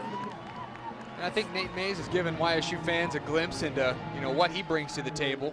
With Hunter Wells out due to injury, showing some ability running the football when things break down. He's thrown the ball well. He's 8 of 12 for 91 yards through the air, and he's now carried it 5 times for over 40 yards. So he does bring that dual threat. 15-yard pickup. Alone in the backfield, Tevin McCaster gets the football, tries the left edge for 2 or 3 yards. Bring up 2nd and about 7. Impressed with the way Robert Morris has played those stretch plays to the outside. And they've done a great job stringing the play out, setting the edge, not letting too many runs around the corner. And one positive for Robert Morris, if you look forward, this defense I think has shown some glimpses that they can be pretty good. I think that in the Northeast Conference, as they move along their season, this could be one of the better defenses in the conference. And that's been the hallmark under John Banasek. They've played good defense in his 4 years as head coach. Nathan Mays barking out an audible after looking to the bench.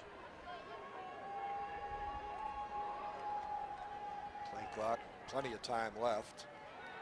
And a throw underneath, over the middle. Got his tight end, Shane Kuhn, down to the 22, and a Penguins first down. There we see Kuhn getting some love in the pass game. We talked about how he handles the fullback duties and does a lot of the dirty work in the run game, but nice to see him get some love in the pass game, get a catch. And Shane's a kid who's a senior, and he's one of the leaders of this team. Been around a long time, seen a lot of different football. He's been through a lot of different situations, and he's a guy that a lot of the younger guys on this team lean on.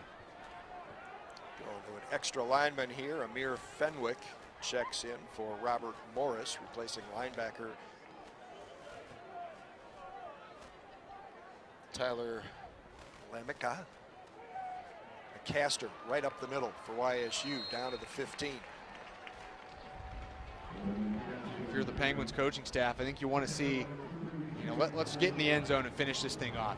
We've kind of sputtered a little bit, had some nice drives, but had some stuff hold us back where we got to kick field goals. Let's not mess around. Let's run the football, impose our will, get into the end zone and put this thing away, so we can try and stay healthy before next week. Shane Kuhn in at fullback. He will block. McCaster goes off to the right and slides down inside the 5. It'll be 1st and goal. Tevin McCaster's carried the load today in the run game. We've seen Christian Turner in there as well, but McCaster has really been the guy that's got the bulk of the carries. 20 yards, 69 yards, 20 carries, 69 yards, I should say, and about a 3.5-yard average. So this is what you expect from Tevin. 1st and goal from the 8. McCaster again spins out of a tackle and leans forward down to the 4. See, that second effort is, it's never the first guy that seems to bring Tevin down, as he's able to spin out, break a tackle and get those extra yards that, you play in these football games, those extra 2-3 yards, those, that can help you get him better down in distance, makes such a difference. They mark it at the 5, so it will be 2nd and goal from there after a 3-yard pickup. I believe they have checked Christian Turner in as a wideout. He's in the slot on the left. Yep. It's interesting. You run the football, then you get down to the 5-yard line. You go empty back. So Turner in motion. They fake it to him. Mays lobs it into the end zone. Leaping catch. Touchdown, Kevin Rader. Good throw over a leaping defender as well. Got to look at the athleticism and the special talent that Kevin Rader is. What a catch. I mean, that's a play that most guys aren't going to be able to make. You just kind of lob it up, let him make a play, as Mays just put it in an area where he can go get a hand on it, and that's just an athletic play by an athletic tight end, and he expects to be a big part of this offense this year. He's been a little quiet here today, but gets in the scoring column there. Well, there was a lot going on that play for the defense to try to keep track of, so it's not really a secret why Rader had a chance to make a catch, but there was a defender in great position, and Mays just made a really good throw.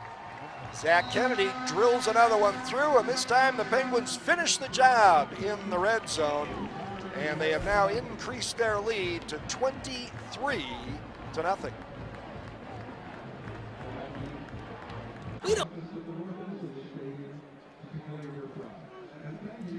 Youngstown State goes 72 yards in 10 plays, used 4 minutes and 57 seconds, and a nifty flip from Nathan Mays to Kevin Rader from 5 yards out produces the score.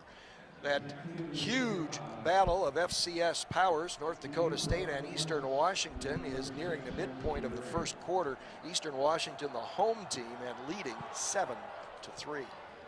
Zach Kennedy hangs this one up short, taken at the 10. Wow, quite an escape back there by the redshirt freshman who is having himself a heck of a day, Harrison Dreyer.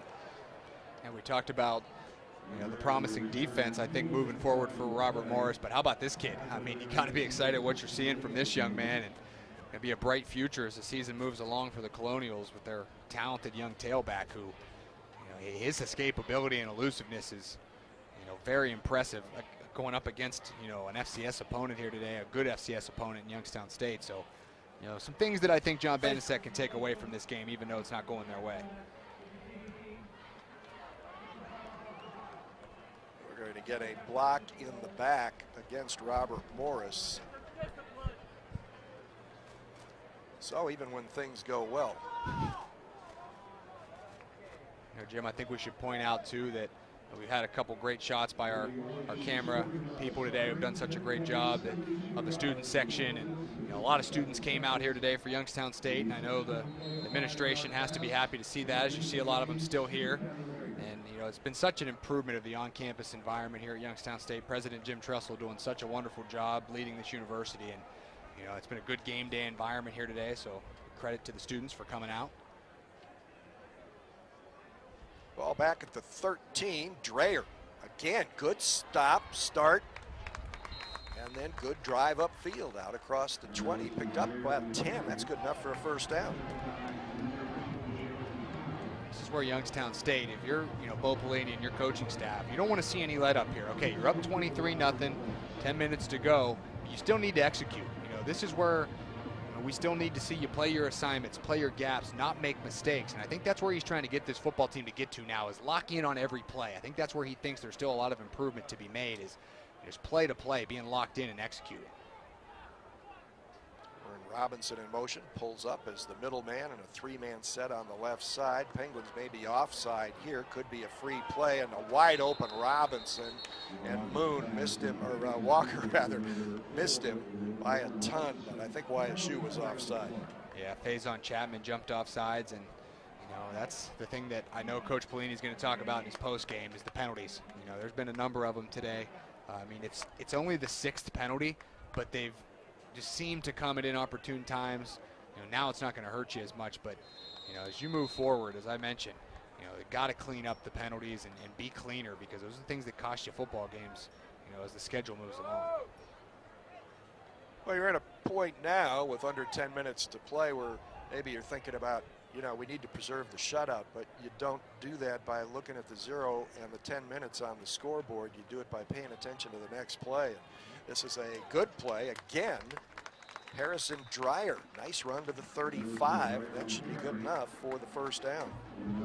Kyle Hedges in on the tackle, along with Johnson Louis Jean, the DN. There's Hedges, who's really solidified himself as that starting strong safety. Coach Pelini early in the season, I think, was trying to figure out who was going to be his full-time players in the secondary. And he said it's going to be an ongoing competition as the season moves along, because they have 4 new starters in the secondary.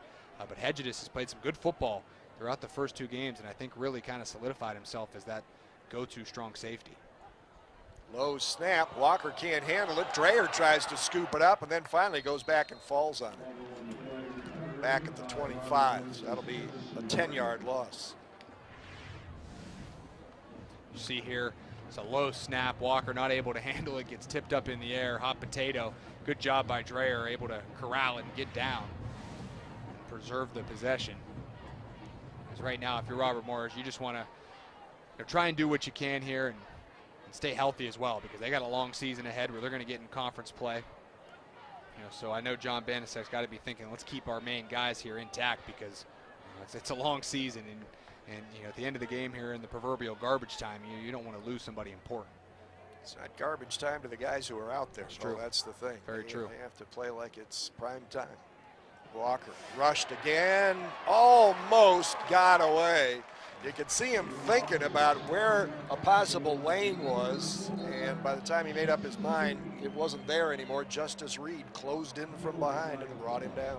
2.5 sacks on the day for Justice Reed, to go along with 5 total tackles, 3 assisted tackles, 2 tackles for losses. He's been impressive today, and I think that he's solidifying himself, as the end that's going to be maybe the best pass rusher for this YSU team. Penalty on YSU on that play. Get a defensive holding call. And again, penalties continue. Come with an automatic first down.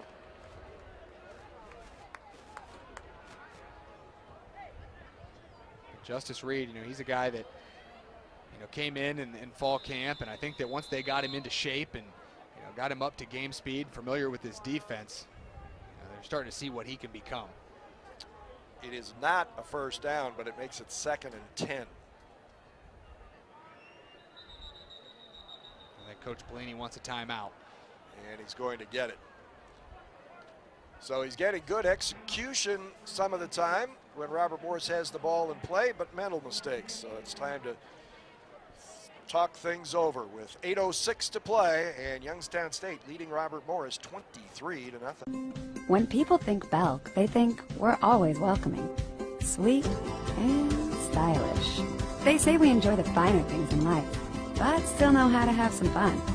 Well, it's all true. College mascots. When it comes to hyping up football fans, nobody does it better.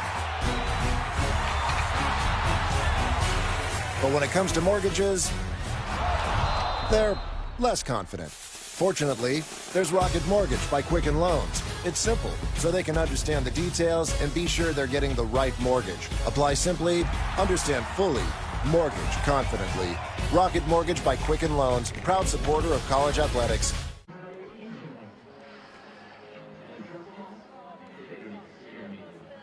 The team Robert Morris will face next week, Virginia Military, is on the verge of losing to Division II Catawba, trailing 27-20 with less than a minute to play in their game this afternoon. 2nd and 10, Robert Morris from its own 35-yard line. Jimmy Walker.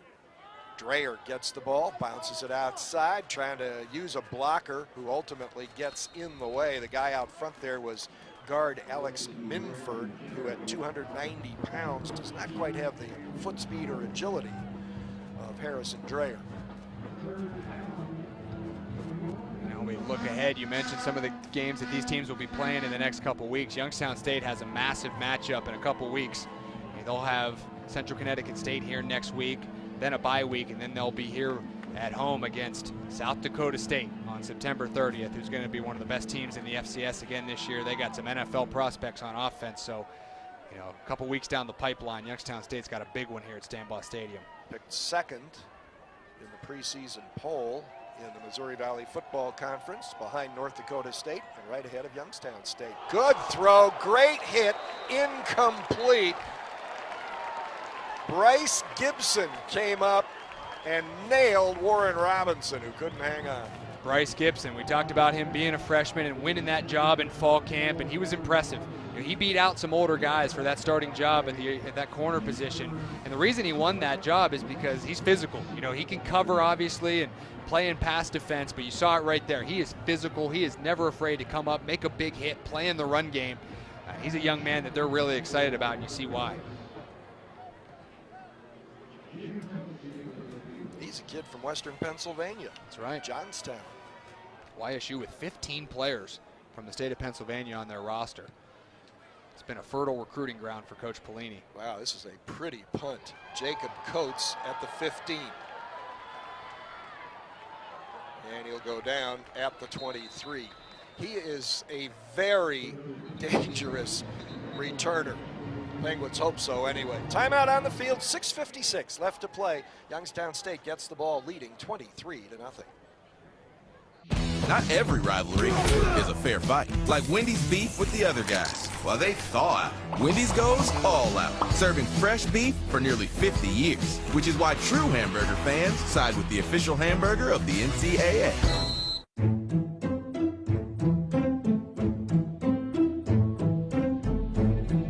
Apparently, the picture is worth 1,000 words.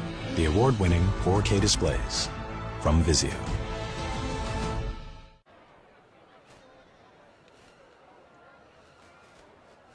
After a 47-yard punt and an 8-yard return, Youngstown State is set up at its own 23-yard line. And the Penguins have checked Christian Turner back into their offensive backfield. He flares out in the left flat, takes the ball at the 20, makes a nice cut out across the 30 to the 32. Just short of a first down unless they get a little extra yardage. Nope. And the Penguins staying with their starters here late in this game, up 23-0. And you know, I think that's important because with a quarterback in Nate Mays, who not the starter going in, who looks like he might have to play here an extended time over the next few weeks, going to be important to get as many reps and as many snaps as possible to be prepared for the coming weeks. Out of the eye, this is once again Christian Turner launches himself to the 35 for a first down. Robert Morris player losing his helmet. Devin DeFrancis, redshirt sophomore linebacker. Turner with another solid performance, the true freshman from Cincinnati, after the big breakout game receiving last week. He's been solid on the ground today. 10 carries, 57 yards, about 6 yards a pop. So be excited about what you're seeing. He's going to get it again. Being patient. Didn't get any yardage, but you know, he's a pretty mature guy as well. And you know, there's a case where at a lot of levels, in a lot of cases, you'll see a true freshman, plays bottled up. I'm going to ad-lib this thing. He just kept his hands on his offensive lineman. You know, took what he had. No sense in making a bad choice or a bad mistake in a game that's in your back pocket. Young man that played in a bunch of state championship games during his time at Cincinnati LaSalle, a big-time program. And, you know, so the big moments and playing in the college game has not fazed him one bit. Mays with a ton of time, throws it out in the flat, complete. A gain out to midfield, ball in the hands of Jeremiah Braswell, a sophomore out of Toledo Central Catholic with his first reception of the season. Nate Mays has been very poised today. You know, I thought that he's been very comfortable back there throwing the football. 11 of 15, 123 yards and a touchdown. So, you know, Nate looks like a guy that's prepared to, you know, to handle the job, you know, as long as Hunter Wells is out. Hope it's not long, but you know, Mays looks ready to step up and take the job. 17-yard pickup, and on a, not really a full delay, but a little bit of a pause before the handoff. Again, Turner does a nice job patiently using his blocks and driving down to the 40-yard line for an 8-yard pickup.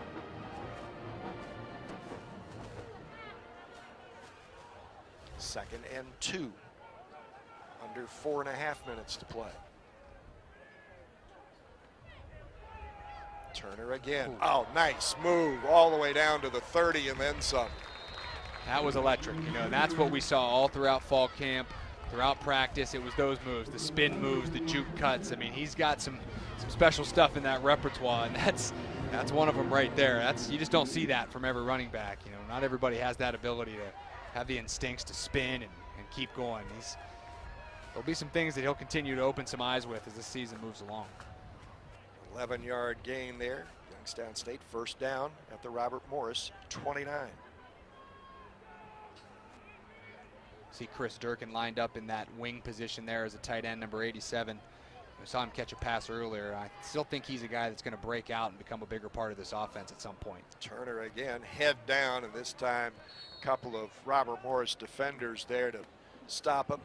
Leading the way, eyes on Pulley, true freshman, number 58. Talking to the YSU coaches and players this week in preparation for this game, they talked about what makes Robert Morris difficult to deal with on defense. They're kind of a junk defense. You know, they throw so many different fronts and looks. They line up in so many different formations that they really make it hard to kind of read pre-snap what you're doing. There's the fake to Turner, and a nice weaving run by Nathan Mays. But again, under the current circumstances, coaches might have wished he had made a different choice. I think that'll be something that you hear Coach Pelini and offensive coordinator Shane Montgomery mention this week, is how they want him to be a little bit smarter, a little more wary of protecting himself when he runs, as I mentioned earlier, because you know, Nate's an aggressive kid. You know, he's an aggressive, tough kid who wants to run and get extra yards, but you know, we need you on the field right now with that injury to our first quarterback, Hunter Wells. So, you know, maybe slide, get out of bounds, not the worst idea. Turner again. Nice cutback. Down to the 10 he goes. And you'll remember last year, that's something that they had to tell Ricky Davis. Ricky Davis, who started the year as the quarterback for the Penguins a year ago, you know, that was something they really had to tell him, because he was such, you know, a football player. He wants contact, was never afraid of it, wanted to run the ball, but you know, he ended up getting hurt a lot.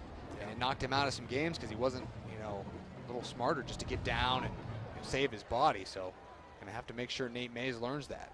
Davis still with the program, now a wide receiver, but probably the Penguins' backup quarterback for a couple of weeks anyway. This time Turner is met by a wall of white shirts near the 10-yard line, and that will bring up third down.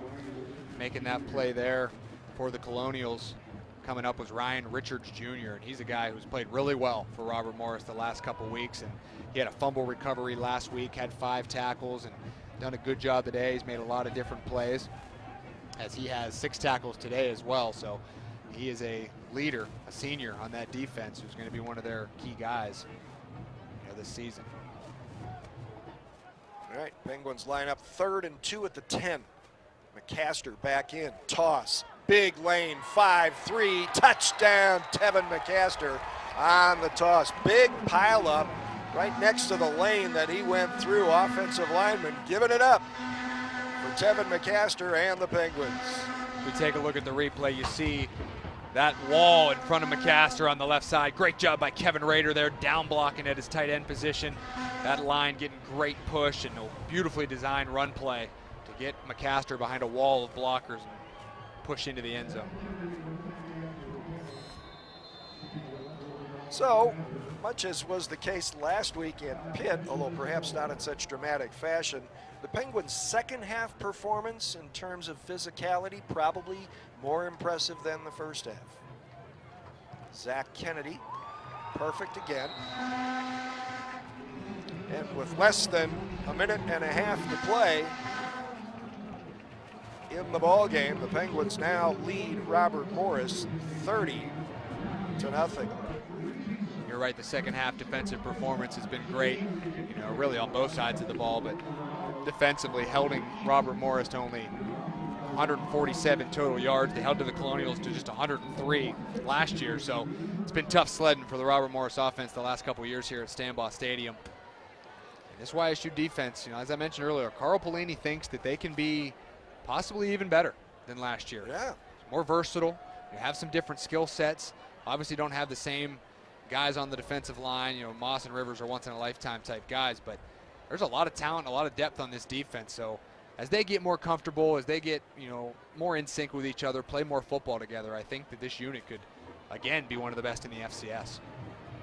And again, you're seeing the athleticism of Youngstown State players on both sides of the football. It's a continuing upgrade now. There are players here of the type that might not have been here in the not too distant past.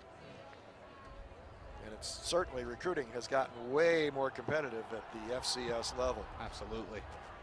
Short kickoff, Dreyer at the 12.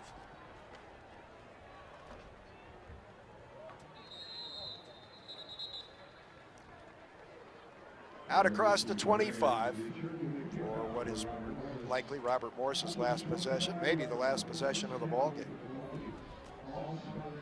Yeah, it's been tough sledding for Robert Morris throwing the football today. Jimmy Walker just 6 of 16 for 83 yards.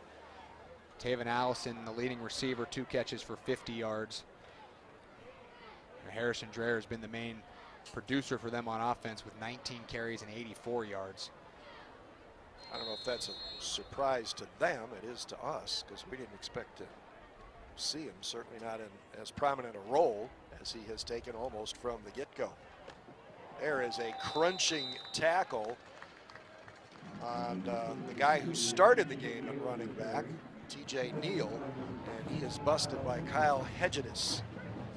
Hedges, a guy who tore his ACL early last year. They expected him to be a big contributor last year, but had that unfortunate ACL injury on a special teams play. And, happy for him that he's back healthy and getting a chance to be a starter in that defensive backfield. And he's been all over the field today. And he was all over the field in the second half against Pitt last week. So the coaching staff has to be excited about his future. 1 yard loss.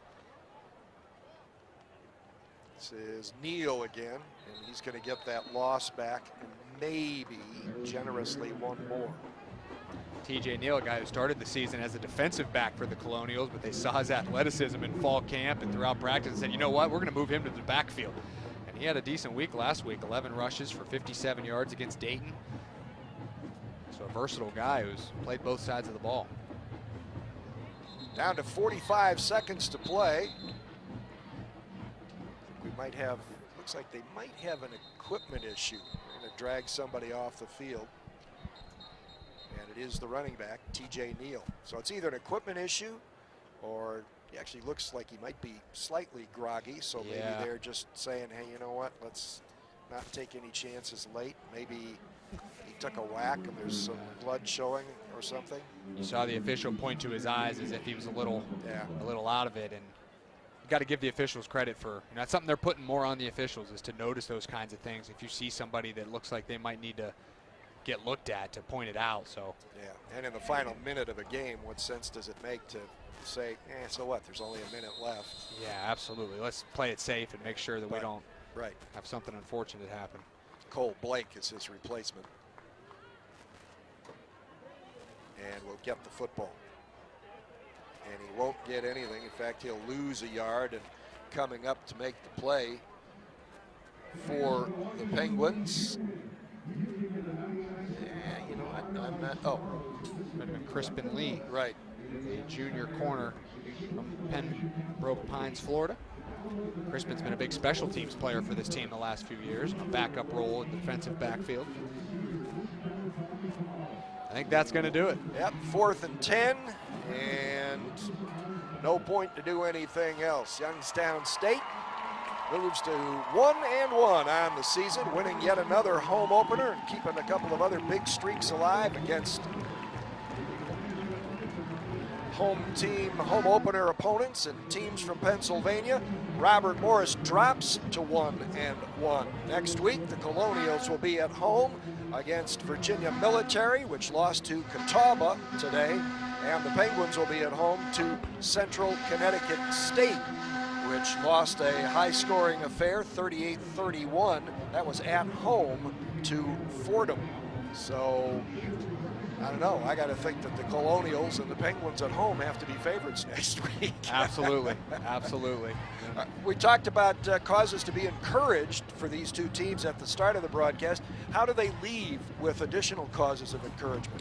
I think the Penguins have to be really excited about their defense. They held them scoreless, really made a lot of plays in the pass rush, got some great plays from Justice Reed off the edge, and you're pretty dominant on defense. So you feel like the defense can get where they were last year as a dominant group. In the offense, Nate Mays did a good job coming in and playing, but you got to figure out where the health is of Hunter Wells, so there'll be some question marks on offense. And Robert Morris took some positives as well. Defense was talented at times today, made some plays, so it's a long season. I think there's things to be excited about for both teams.